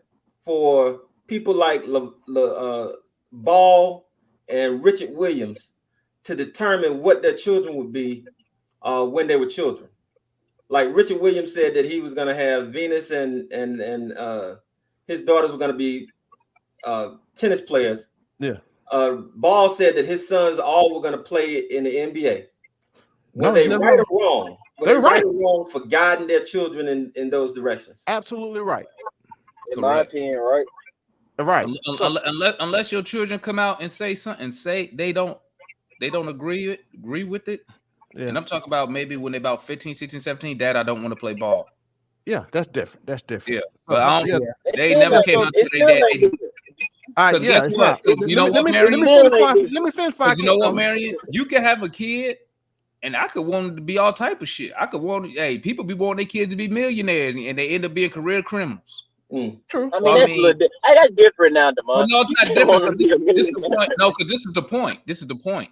No matter what direction you point them down, it's going to come to a time in their life that they're going to make their own decision. Oh, I mean, absolutely. But hey, no matter what you do, you put $1 million right here and say, son, you walk this straight path for 5 years, you have this $1 million. Guess what? He may start off because you set him up amazingly to start off the journey. But guess what? Life happens. He meets other people. Other things happen. His thought process changes. His goals changes. Maybe he don't want the $1 million now. Maybe he wants something else that don't require to be rich and like that. So, like I said, you can want your kids to be anything you want. You could put numerous. You never seen. Here's a perfect example. Oh, Mary. hey, Devon, You let me never say, seen. let me finish You before I never forget seen me. I'm kids in getting the old. suburbs, and then you be like, "Why are you in the game?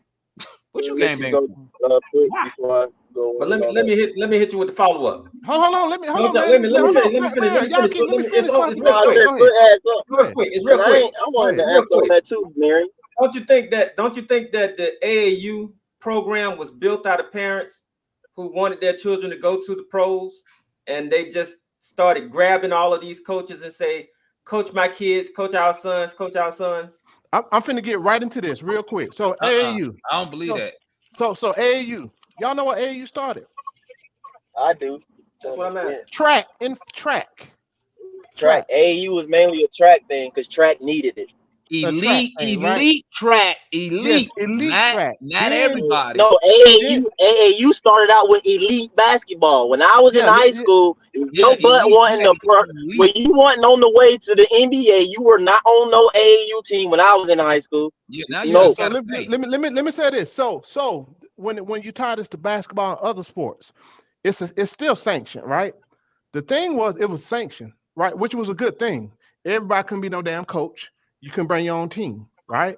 So it's almost like the Nike EYBL and the Adidas shoe team and the Under Armour shoe team. That's what kind of what it was like in a sense, but it was more organized and you had the elites of the elites. So what started happening? Let's say, what I really saw this back in like the 2000s.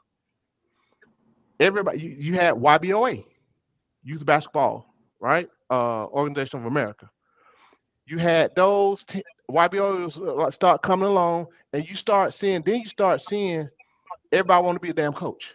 So guess what? We're gonna form our own team, and we're gonna have some games. So what you have right now is just a hodgepodge of somebody say I want to start a damn team, and we're gonna play. And they call it AAU. We don't call it travel ball or whatever. There's no such thing as AAU anymore, right? You gotta deal with reputable organization like the one that can have college scouts coming that is sanctioned, that is NCAA sanctioned, that you can have college scouts come during a live period or something like that. That's far and few between. And even in those type of tournaments, you have subpar guys. So you got so many damn teams just watching at the whatever the South at Cobb a couple weeks ago, a month ago. You got these. I'm just looking at what it's become. You got 20 courts. You got these coaches, a lot of them young, just jumping all up, parents hyped up, and just it's become a problem, right? And it makes no sense. These kids are being taught basic fundamental basketball. You could see it, and it's just don't ruin the whole thing. Everybody got an AAU team, what they call it. Everybody coaching. Some parents get people together. Hey man, let's start a team. Who gonna coach it? You see that. So you still got some programs that's been around. You got some leagues that's been around, like all the leagues up in Swanee, the hoop scene stuff. They've been around for a minute and on the radar and stuff like that in the Metro Atlanta area. But again, it's saturated with just teams. But now see, you don't know who you're playing. And you know right? what else? But you know what Go else? ahead. One of the other issues is they take the best kids in the area and put them on AAU teams, right? Mm-hmm. The thing is this: the best players usually don't have to pay. Somebody gonna pay for them to make sure they. I was getting ready to get. I forget into that too. They other kids, you don't get that opportunity to play against some of the best kids. So what's the saying? Iron sharpens iron. You know, back in our day, if we wanted to play the best kids in the neighborhood, you just go outside to the courts because you know where everybody was gonna be at. Yeah. But AAU, like this year was my son's first year playing AAU, right? Mm-hmm. The only reason I put him in AAU is because I wanted him to play against a certain level of competition that I know he's not going to see because all the kids is playing AAU. So no, you gotta basically play AAU, bro. At these days and stuff, if you wanna, and the problem is AAU is so expensive now. You basically gotta do it. Like it's so expensive, it's ridiculous. And I'm not even talking about. I give you whatever fee it is to play, the $750, the $1,000. They don't tell you about Now you got to buy the uniform because the uniform don't come with that purchase. You got to get the uniform. Well, normally gotta- uniform, everything when come you up go- with that 1,000 or 750 or whatever. When you go, the one I was in, uniform was separate. Then when you go to the games as a parent, I gotta pay to get in the game. Yo, that's what I was Bro, gonna say to my. bro. Yo, I feel. And I then you know what they say- do, and let me Larry? say You know what they did? It But be this- games on this is Saturday and Sunday, right? But they nah, won't sell you a this is- combination ticket. Oh, You no, gotta no, pay no. full price each day. But check this out though. But There's no, games bro. on But the Friday, too. reason There's why, games on Friday, let me say that. Hold on. I gotta go on the spiel because again, I done told y'all my background. It's from the age of 18 to basically 34 years old. I worked in recreation, bro. I absolutely hate the bull crap, bro.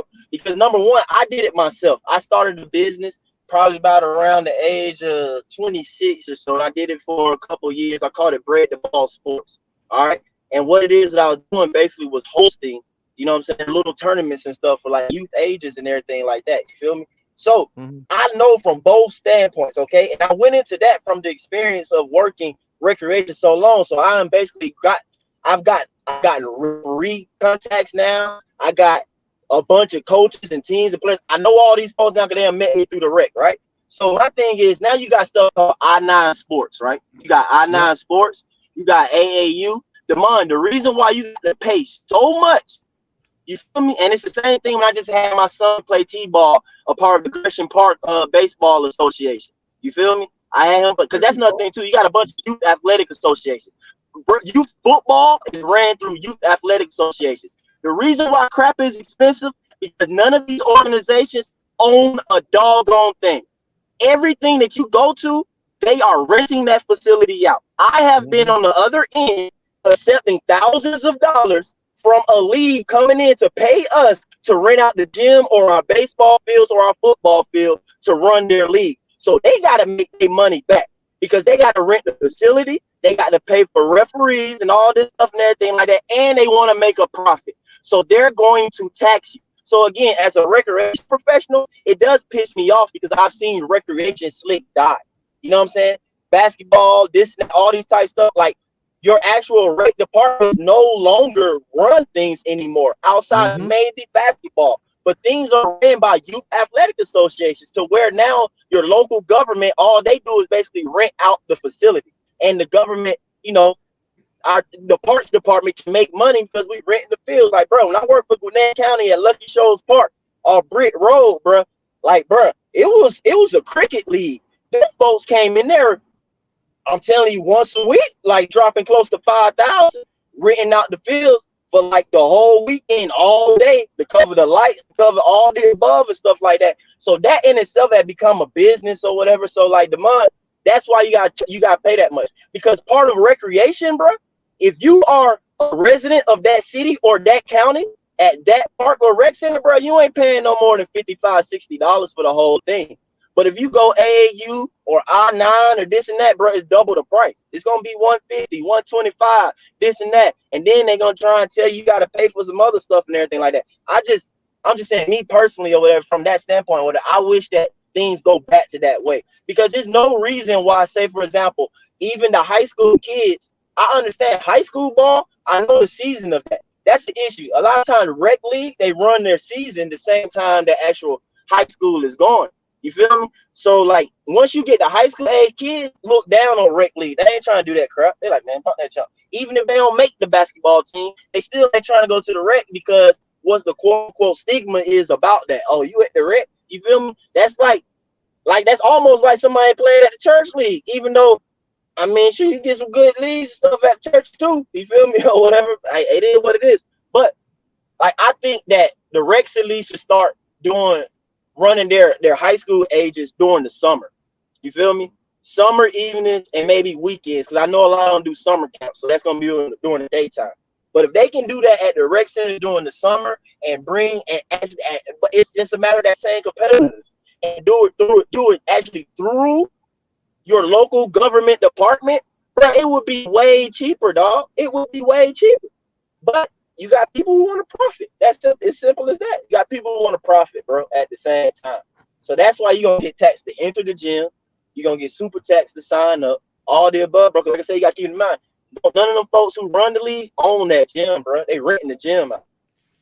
All I'm saying two things real quick. The first thing, don't talk bad about church leagues. Chris Paul used to roast our team in the church league. Second, this is a question. Foot, wasn't it true that at some point it was the shoe companies who sponsored the AAU ball?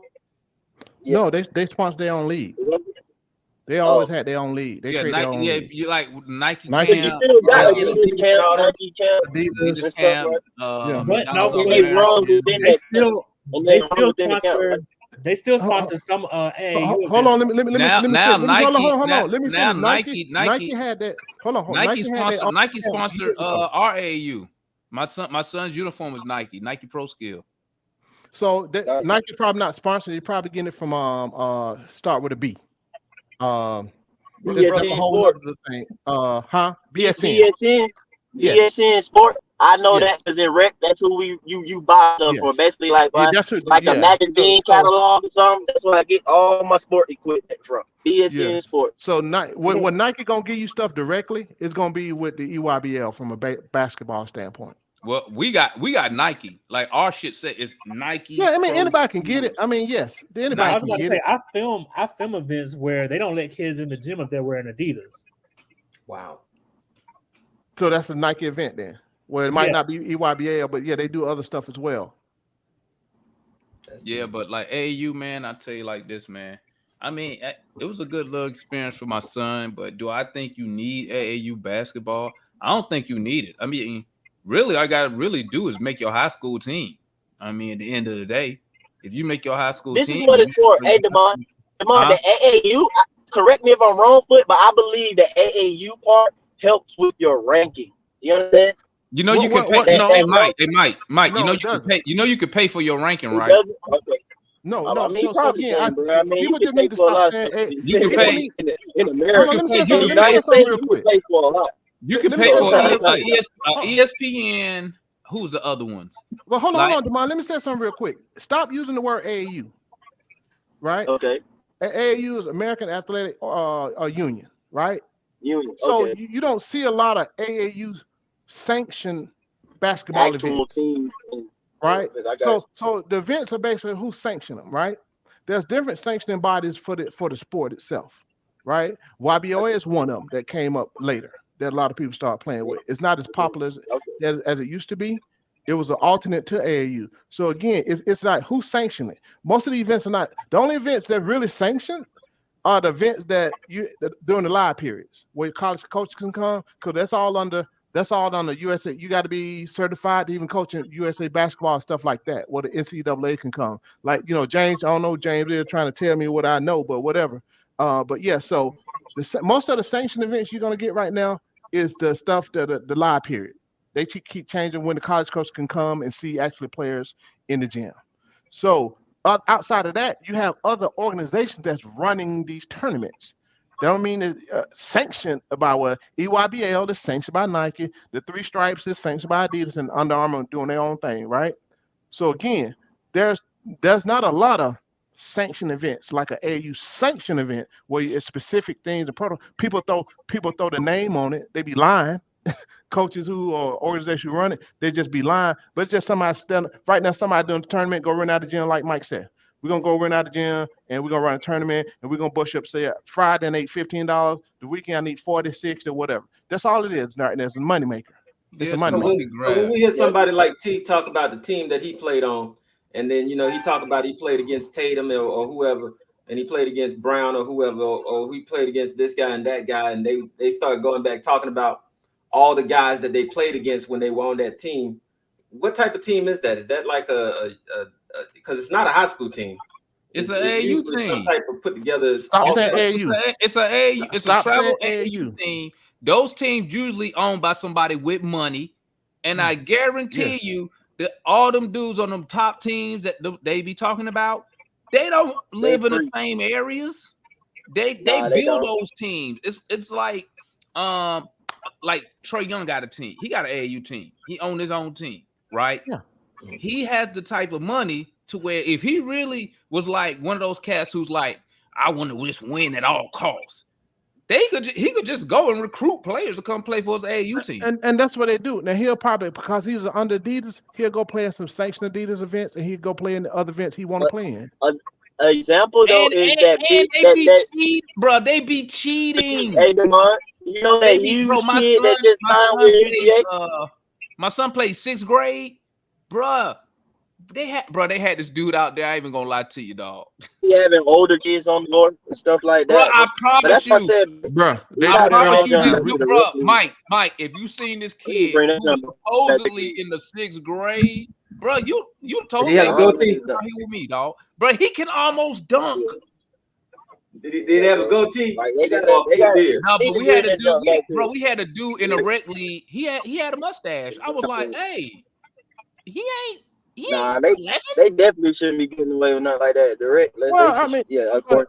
It's this thing right now called reclass, right? It's a lot of reclassing going on, bro. You can reclass. That's true. You should have seen this dude, man. I was like, bro, if this dude is in the 6th grade, I'm a billionaire, dog. He was nice, though. I mean, but bro, he was nice. I ain't even gonna lie. I was like, I've seen them on some legit big kids though, dog. I ain't gonna lie to you. This is not a lie. But you think that, feel me? You be like, but what? Nah, bro. It's like, like I said, I want to hear something crazy. Mike, watch this. I don't know if they do it with the league's foot is in, but this league, right? If you want to challenge something like that, if you want to say, hey man, I don't think this kid's in this is great, bro, you got to pay $100 to challenge.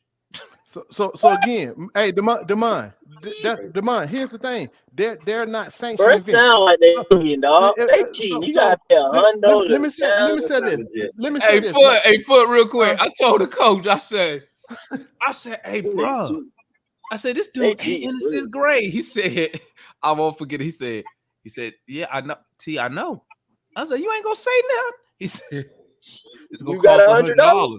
He said, if we correct, we get the $100 back. I said, but if we not, we don't get the money back. That's how it was in Little League football when my oldest played. But see these events.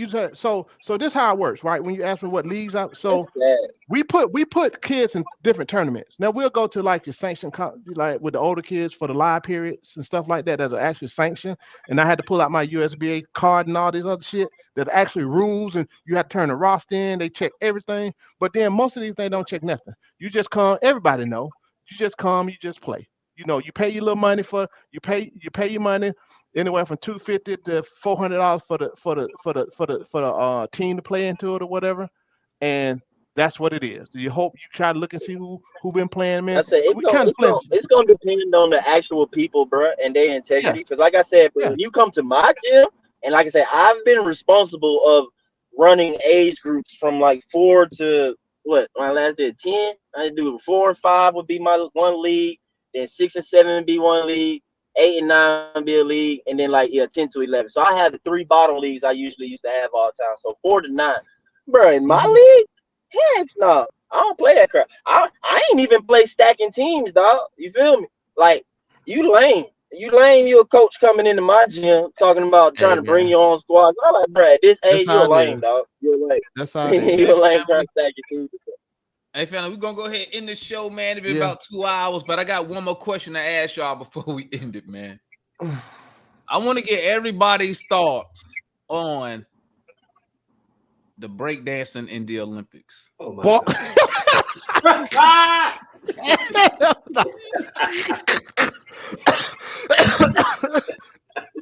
It's about 40 years too late. Well, not 40. Did y'all see that, man? Did y'all Man, I didn't watch it's about 30 so, years too late. So let me tell you this. How many me, Marion, Demar, you back from the breakdance era? Yup. Mm-hmm. Let me tell y'all something. Hey, hold on, man. Hey, I'm young enough to watch the movies, though. You feel me? All right, go ahead. I'll go last, man. Breaking was fire. I like breaking as a kid. That was fire. I might have saw it late. Everybody in breaking 2 was better than everybody who's supposed to be. Listen, you know what make it so funny? They supposed to be the world's best, bro. Oh no. Did the U.S. compete? I didn't see a U.S. representative. Where was the Nah, melanin? we competed. And we didn't win. And we Hey, didn't man. win. They Break- said what we they could. from- They were they said from we New could have York? won gold if Landry was out there. Were they from New York, Darren? Were they from New York? I don't know where they were from, but I don't think Puerto- they didn't even medal, man. I'm gonna say this. I'm gonna say this on my end, man. What the How was hell that is weird that? breakdancing? I'm like, Hey, here's the what $1 I said, million what they do question. breakdancing? How Then I saw it, how do you judge the breakdance competition? bruh. I don't know. Bro, you But all saw I you know- got served. It's a way to judge. You saw the movies, bro. You clear dancing movies that came out, dog. Like I don't know how we ain't just seen one of these actors from You Got Served or something like that. Yeah, they could have sent Amarian or something, bro. I don't know. Like these niggas would have Hey, won. man, Chris Brown would have I ate them saw- niggas I up, saw- bro. They Got put 2 to minutes go. of that stuff, breakdancing in and I next turned it thing off. I ain't watched next it thing they again. go put what's the new event they could put in there that's stupid? They probably put grass cutting in that mug. Nah, the next one. Who can mow the straightest NASCAR. line? They put Put the NASCAR in there. lines in the grass. They got esports. Hey, going time on. out though. Time out though. None of y'all be watching those them lumber games. I don't know what them hoes called, but they be lit when they gotta chop the wood and stuff, and they Oh, be racing each hey. other, and then the crown they Hey, climb the wood and stuff. They got a whole bunch of events. Oh yeah, in that's that the one. what you It call be them? lit though. Damn, I don't know what it's Lumberjack called, but something. it be dope. All right. lumberjack. Hey, the past couple of weeks, I've been watching folks slap each other. Just Oh, to yeah. get knocked out. Oh, Yeah. That was Hey, that. hey, don't Dana Mary- White had Marion. bought that league, right? Yeah. Dana White bought that league, right? Hey, that's That gonna, might hey, be Marion, their don't slap. be shot. That's gonna be in the Olympics. Man, No, I'm saying that might make the I don't even Olympics. think that should be a sport, but I can't not watch it. Nah, they got. Is arm wrestling? Is arm wrestling in the Olympics? Hey, Is arm hold wrestling in on. the Olympics? Hey, did y'all see the rock climbing? Rock Y'all I climbing. did see the rock. I ain't climbing, see it, yeah. but I know rock climbing in it. Yeah. Bruh, they got rock climbing in the Olympics. They got esports. Hey, coming in Foot. next, Like but- the indoor rock. Hey, No, man, them dudes put up that thing esports like makes Spider-Man. sense, Darian. Esports Yeah, is like esports is coming in next. like growing. It's like the biggest. It's becoming the biggest like sports industry is. So it makes sense that Olympics get esports. Yeah. I wonder what type of Esports. games they're gonna do. Is it gonna be like a You mean Call video of Duty event? You feel me? Hey, Or can they I gonna say switch something real quick? games out? Y'all know the Olympics about money too, right? Y'all know Olympics make money, right? I'm just saying. It's all about the bread. Yeah. Yeah. The Olympic players don't make money No, unless I they know the certain Olympics fight make bread. and they Nah, get if- sponsorships and stuff. Yo, if you medal, you make money. In the U.S., you No, you get don't. 37,000 Yeah, per you gold do. medal. Oh, okay. That's because your country deciding to do something. But Yeah. you know, what's so That ain't crazy. Olympic That's not rule. even. Olympic not even rule is, the nigga, best, you should get your medal. You That's broke. not even the best rewards don't in the care. world. I forgot some other country they be giving out. Who was it? Somebody give out 500 grand. I was about to Probably say, China. Okay. Probably China. Probably China. So that makes sense. So it's the countries who decide that. Cause I'm about to say, cause they shoot, bro. They should put arm wrestling in there. Y'all remember that movie from back in the day, Over the Top? With the Rock. I mean, with Sylvester Rocky. Stallone. Sylvester Stallone. Yeah, I'm about to say y'all got to, man. Y'all older too, man. Y'all definitely should remember Over the Top. When I talk I'm about people to my try. age, I'm about to they try. definitely I'm about to remember try for the esports team. That's what I'm gonna do. There you go. What you gonna Hey, be on? You think you gonna So, as soon as they MLS? put as soon as they put an age limit, I'm screaming discrimination. oh, you know You it's said gonna be FIFA on a bunch of. You know, that was a 40-year-old Puerto Rican who was mad that he didn't get in the breaking competition. Hey man, yeah. Hey man, that breakdance that was trash, man. I was That like, was trash. Oh, That was y'all straight get about 200,000. That's good. Hey, what Hey, you but say? no, You bro, 40 you know years old? You say I can esports still can be break. no age. I can still do better than that. I'm the best in the world at 45. And like, the thing man, about I esports ain't is breakdancing generally. since the 80s. This is Hell, gonna I can get do. Shabba-Doo back. I can still do better than that. I was like, man, Bro, what in the hey, world is this? That had to be the funniest thing of the Olympics, bro. That break. Hey man, I know. Hey, the I turned it off. Australian lady won. Did the Hey, they was so Australian lady bad. win? One. Hey, they was so bad I couldn't stop watching, bro. I couldn't even I turn. saw. Shawty did the little kangaroo pose, man, for Australia. That joke hilarious. Y'all ain't see that, man? How she was breakdance. She did a little kangaroo pose. She lifted up and did this, bro. Like she really did a kangaroo pose, and she represented. Oh Australia. no, bro. Oh, That was okay, hilarious. no. What's good, So I don't know if Cheese? she won or He's not. in the building. Hey, yeah, Dorian, that's what I'm saying. Arm wrestling, man. I was thinking about that. Over the top. You know, you gotta do the little thumb action, bro. You know, they get them all the time. Arm wrestling. Sylvester Stallone taught me that. Sylvester Stallone taught me that. Shoot. But yo, Nah, we're gonna hey, go ahead for and real the though. stream, man. Hey, Been 2 for real though, hours. Demond, we need to pick an event, and we need to go ahead and compete, bro. Go to the Olympics in 28. You go and pull up the Olympics list. It got to be something we can start training for right now. Yeah, we can start. That's like we can, real. hey, start- Mike, we can do this. We can do We this. can start, 3-on-3 bro. We can basketball. start We can do today better than and what start they did. training for esports. No, not 3-on-3 basketball. There, nah, man. I need something a little bit less strenuous on my body Just and get, stuff. hey, bro. Esports, dog. Esports. Esports, man, these dudes be fighting these video games, man. I ain't on no level with these video games, dog. Bro, I've been I ain't playing. trying. Hey, Demond, I ain't trying to choke out no one that's 14, 15 years old. I just man. don't play. I just don't play 2K. But I'm firing Madden. I'm firing FIFA. The man gonna lose to a 12-year-old in FIFA on the Olympic stage. Hey, it can happen. Hey, I be losing to them little kids all the time, man. Cause I just don't feel like. All I'm gonna say, y'all go look at some replays of that rock climbing, bro. I mean that jump. Hey, Why you Chet said they playing? removed They it. getting up They guess they need to.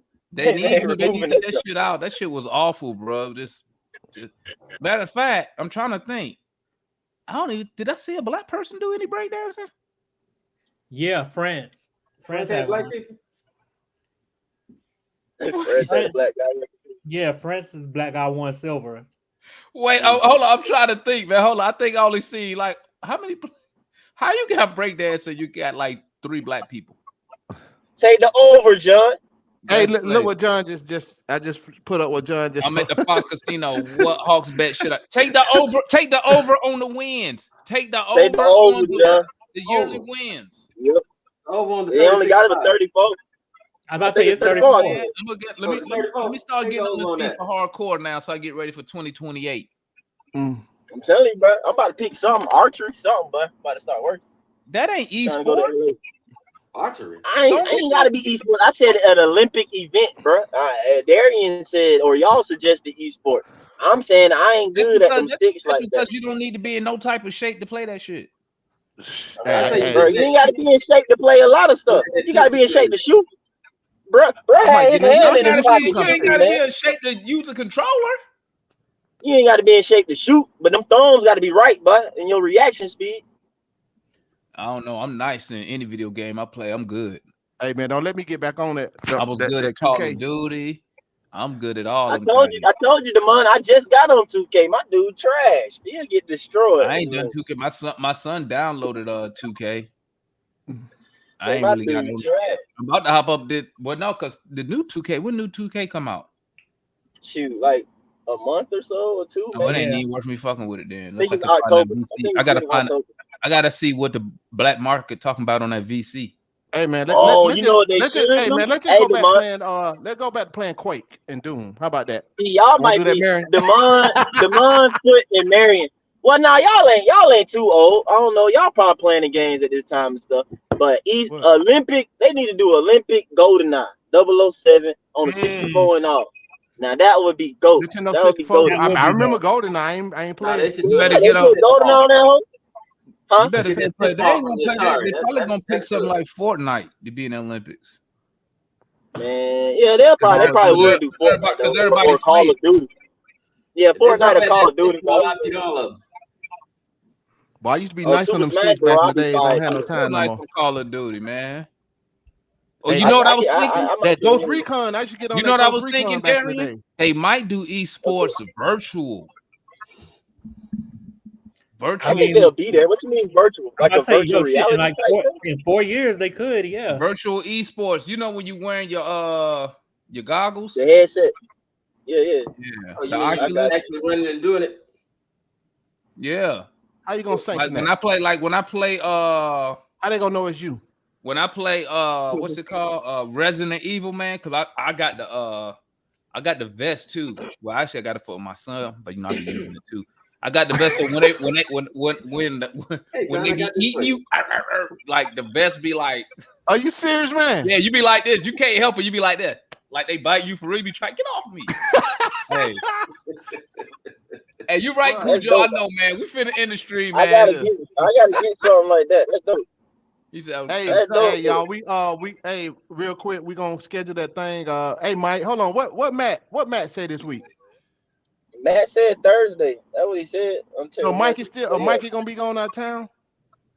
No. Mikey and Matt supposed to play 1-on-1. Hey, yeah, that we're gonna should be stream that. 30. I'm gonna be Get there. the hell out of here. Bro, I be Yeah. trying to tell Matt he not no athlete, man. He ain't Hey, athletic. bro. I don't know what, man. I call Cap too until I see him. I gotta see him. I mean, I finally met Matt in Yeah, person. I met him in person one time. Athletic, man. I Matt, got- Hey, I'm Matt streaming think that he tomorrow. Jalen Brown or something, a smart athlete. No, I give Matt. He very smart, but he not athletic. I could tell. I can Devon, you tell, ain't- man. Like you Devon, you never seen him in person, dog. Wait. So when you meet people, like you can't tell. I be meeting people like this nigga can't hoop.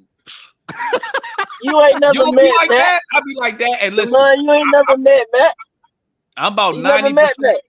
I can don't look at gotta Matt meet him and tell I Matt can can't hoop. tell, like I can just tell. You know how I can tell? Certain when you good at something, right? And somebody question you about it over and over again, it get to a point to where the real you come out where you be like, I will bust your ass. What you talking about? Yep. Like you may be humble at the beginning, you be like, yeah, you're right. I'm all right. But after a while, you got a real competitor to come out, you be like, when we get on the court, I'm gonna bust your ass, bro. But I'm saying, I ain't gotta say nothing. The thing is that I'm gonna show Matt up don't though. be You're not gonna confident. you're not gonna keep inviting me to no court or keep telling me something, bro. I'm gonna be there. Like fuck all that. Like nah, I'm gonna show up. When you hit 50, all that bravado change. If I'm within 20 minutes of the location, after a while, I'm like, bro, where you at? Hey, what a homie SS at, man? I gotta wait the year around. Say I was joking, man. SS, I'm like, I don't know, bro. We gotta see the footage. Probably somewhere with his leg kicked up somewhere, wrapped up. So if this thing, so it's Thursday, right? If this thing go through, I'm gonna stream it on We Talk House. Now, Matt can't hoop, man. Matt probably good in baseball. He not a hooper though. I can tell. He ain't athletic. I don't think I ain't gonna say he's not good at anything. I ain't gonna say that, but he said he's a pretty smart athlete. I'm willing to bet, put money on anything Matt do. Matt ain't athletic like that. Man. But I bet you Matt will bust your butt in pickleball. Since I actually played with Mikey, I'm gonna take Mikey. I'm gonna take pickleball. Hey man, when I come out there, I'm gonna bust Mikey. Mikey. I go with Mikey over Matt right now. Since when I get out there and play, Mikey ain't getting shit on me. Hey, Kool-Aid, we gonna set something up. You hear that pin wizard? You ain't getting nothing. That ping pong table Kool-Aid ready to play. Get that ping pong table together. Kool-Aid ain't finna play nothing. Kool-Aid better sit on the side with some water. Mikey be ready. Mikey be more ready than Matt, man. That's why Kool-Aid, if you come out there to play, you gotta sign a waiver. We don't want you out there and we gotta stop the game because the ambulance coming out that motherfucker. Somebody call 911 for Kool-Aid, man. Yeah, chat. So if this thing go through, I'm gonna be there. I'm gonna record it. We're gonna Matt the type of dude to call timeout when you're playing 21, man. Timeout. Yes, outside Matt. Going against Mike. You say he called timeout 21, bro? That's just kind of slow talk. Not at 21 though, bro. Man, you play 21, Matt be like that. Matt get the ball, be like what? I need 20. Nah, I will say at least he got the ball though. I mean, you can do it if you got the ball, I guess. Just hold that. Hey, Mike, you repping this, right? Mike, you gonna ref this? Matt is not a hooper, dog. No, he don't be hooping. Man, they ain't gonna ref nothing. I'm just gonna watch. They better call their own foul. Y'all boys get it out the mud, man. Matt and Ticket, they the people you talk to when you want to start a business or something. But when it comes to app, they not athletic, man. Ticket play football though. I thought he coach. Not there he played stuff, but he coach. I don't know, man. I'm just saying, man. But yeah, we'll see, man. I'm looking. We'll see. Matt, if it happens, I'm gonna put a reminder out there. Matt gonna come out there with his probably gonna have a Landry Fields jersey on and shit. Matt can come out there with a Landry Fields #2 jersey on, man. Shit, stupid, man. Come out there with that, and probably hooping in some Skechers too. I won't put a pass him. Hey man, I ain't fooling with y'all. Matt be like, these Skechers are highly rated amongst the Better Business Bureau when it comes to shoes. You're gonna be out there in some Vans. Yo, hold on. Which NBA player has a deal with Skechers? What was it? It was somebody. Julius Randle. Julius Randle. Yeah. Julius. I think Embiid do too. I think Julius and Embiid. Shit. I think Embiid sneaker sketches. Yeah, Embiid. Yeah, thanks, Chess. I'm telling you, Embiid man, and the type of nigga you play 21, he gonna keep track of stats and shit. I'm 5 for 6, nah, Cujo, Kawhi with New Balance, Cujo. DeJounte Murray don't got a signature shoe with New Balance, but he with New Balance. Yeah, but he with New Balance though. Yeah, but he with New Balance. Yeah, but Man, Kawhi no New Balance. Hooper, man. Here go Kool-Aid. I got that. Yeah, maybe 20 years ago, Kool-Aid, you ain't got nothing in you right now, but you be sitting on the sideline with the old school girl. Hey, you gonna finger roll that thing at the rim? Cujo, I wear a knee sleeve, Cujo. Don't be roasting knee pads, Kool-Aid, man. do not come out there. 1970 knee pads. Kool-Aid, do not come out there to hoop without a defibrillator. Okay? He said we need an AED on the side. Yeah, hey, y'all. Matter of fact, hey, make sure ticket out there. Ticket a medic. Bring ticket out there so he can. No, I'm about to say, no, it's all good, bro. I told you, bro. That's what I'm saying. When you do recreation stuff, you build around kids, you always got to be CPR AED trained, bro. Trust me, I got my first responders. I've been through that plenty of times. They unchanged. Hey, Damon, it's actually easier these days. They unchanged the process. All you got to do is doggone keep pressing. You know what I'm saying? That's it. They unchanged the process. It used to be more crap you used to have to do. Switch out, do this and that, breaths every so often. Shoot. These days, like I said, they done changed the process, man. No, you still got to do that. I just no, you still got to breathe and stuff. I'm saying compared to where when I was in college, because like I said, I was a health major, and the crap back then compared to the lessons and stuff now, it's different. It's different, bro. All right, man. Let me go in this. I got an inhaler. Man. That would be all right. I got one. Hey, Cheese. Can you hoop, Cheese? You know, Cheese. Y'all know Cheese from the UK. Can you hoop? Cheese from the UK. I don't know, Cheese. Okay, cool. Cujo said if he was in Atlanta, he would pop out. You can hoop. You can hoop, Cujo. We set another. We set another one up event for everybody. Are you just a chef, Cujo, or you a hooper too? Oh, Cheese said he can't hoop. He said, hell no. Hey, I'm saying though, Cheese already said they don't really watch basketball like that in the UK too much. You know what I'm saying? So he one of the few soccer they sport over there. Because think about it though, the UK. Have you ever heard of a UK national basketball team? I ain't never seen one. Yeah, didn't Lou Aldane play for him? No, he did. I thought Lou Aldane played for. Didn't he? He played for the UK, didn't he? I thought Cujo's playing. All right, Cujo, come on now. Cujo played in high school. Oh, Cujo, you gotta take a flight, man. Hey, ask the month when he coming, and then you schedule your same time. Where Cujo live? Cujo down south. He down there with y'all. Drive it. Not making. I'm about to say down south. What's that power high school down there? Where you at, Cujo? All the way down south, almost near Florida. Valdosta. We in Valdosta. He's South Florida. He's still in the state, though. Yeah, come on up. Yeah, man, make you a weekend one time, man. Like I said. Yeah, because when Damon actually come or whatever, that's what I say. I want to do it like actually official then, so we don't waste bro a trip. Waste this trip to the A. That's when we try to do an official one or something. The one on Thursday or whatever, just me talking trash. Yeah, they had a team. Yeah, I knew that. They did. They play for them dudes. I knew that. He did play for them. Football. I knew that much. Oh snap! So he said they'll have OG and Sohan with them. Shoot, they should try that. I don't remember who all name. He said he'll beat Matt right now. Hey, Jordan, don't say nothing to be scared to pop out now.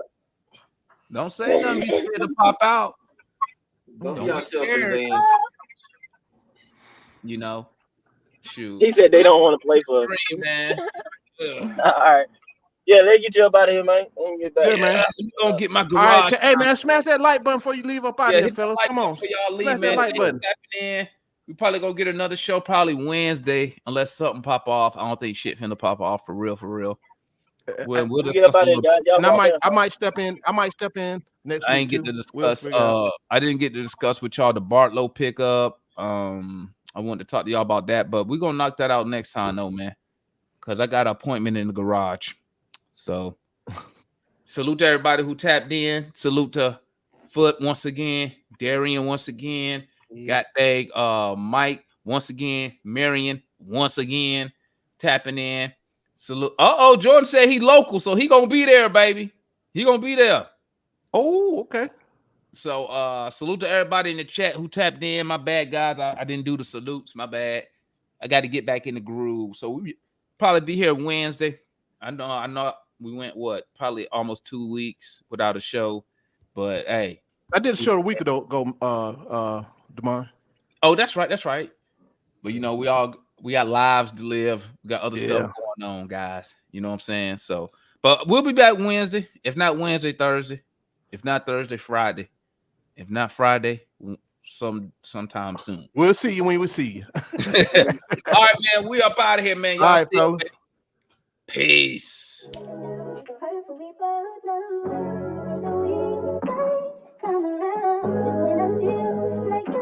Safe and sound. Why does it have to be that way? Every single day I feel this way. Fro, my shit ice cold, Trey Young.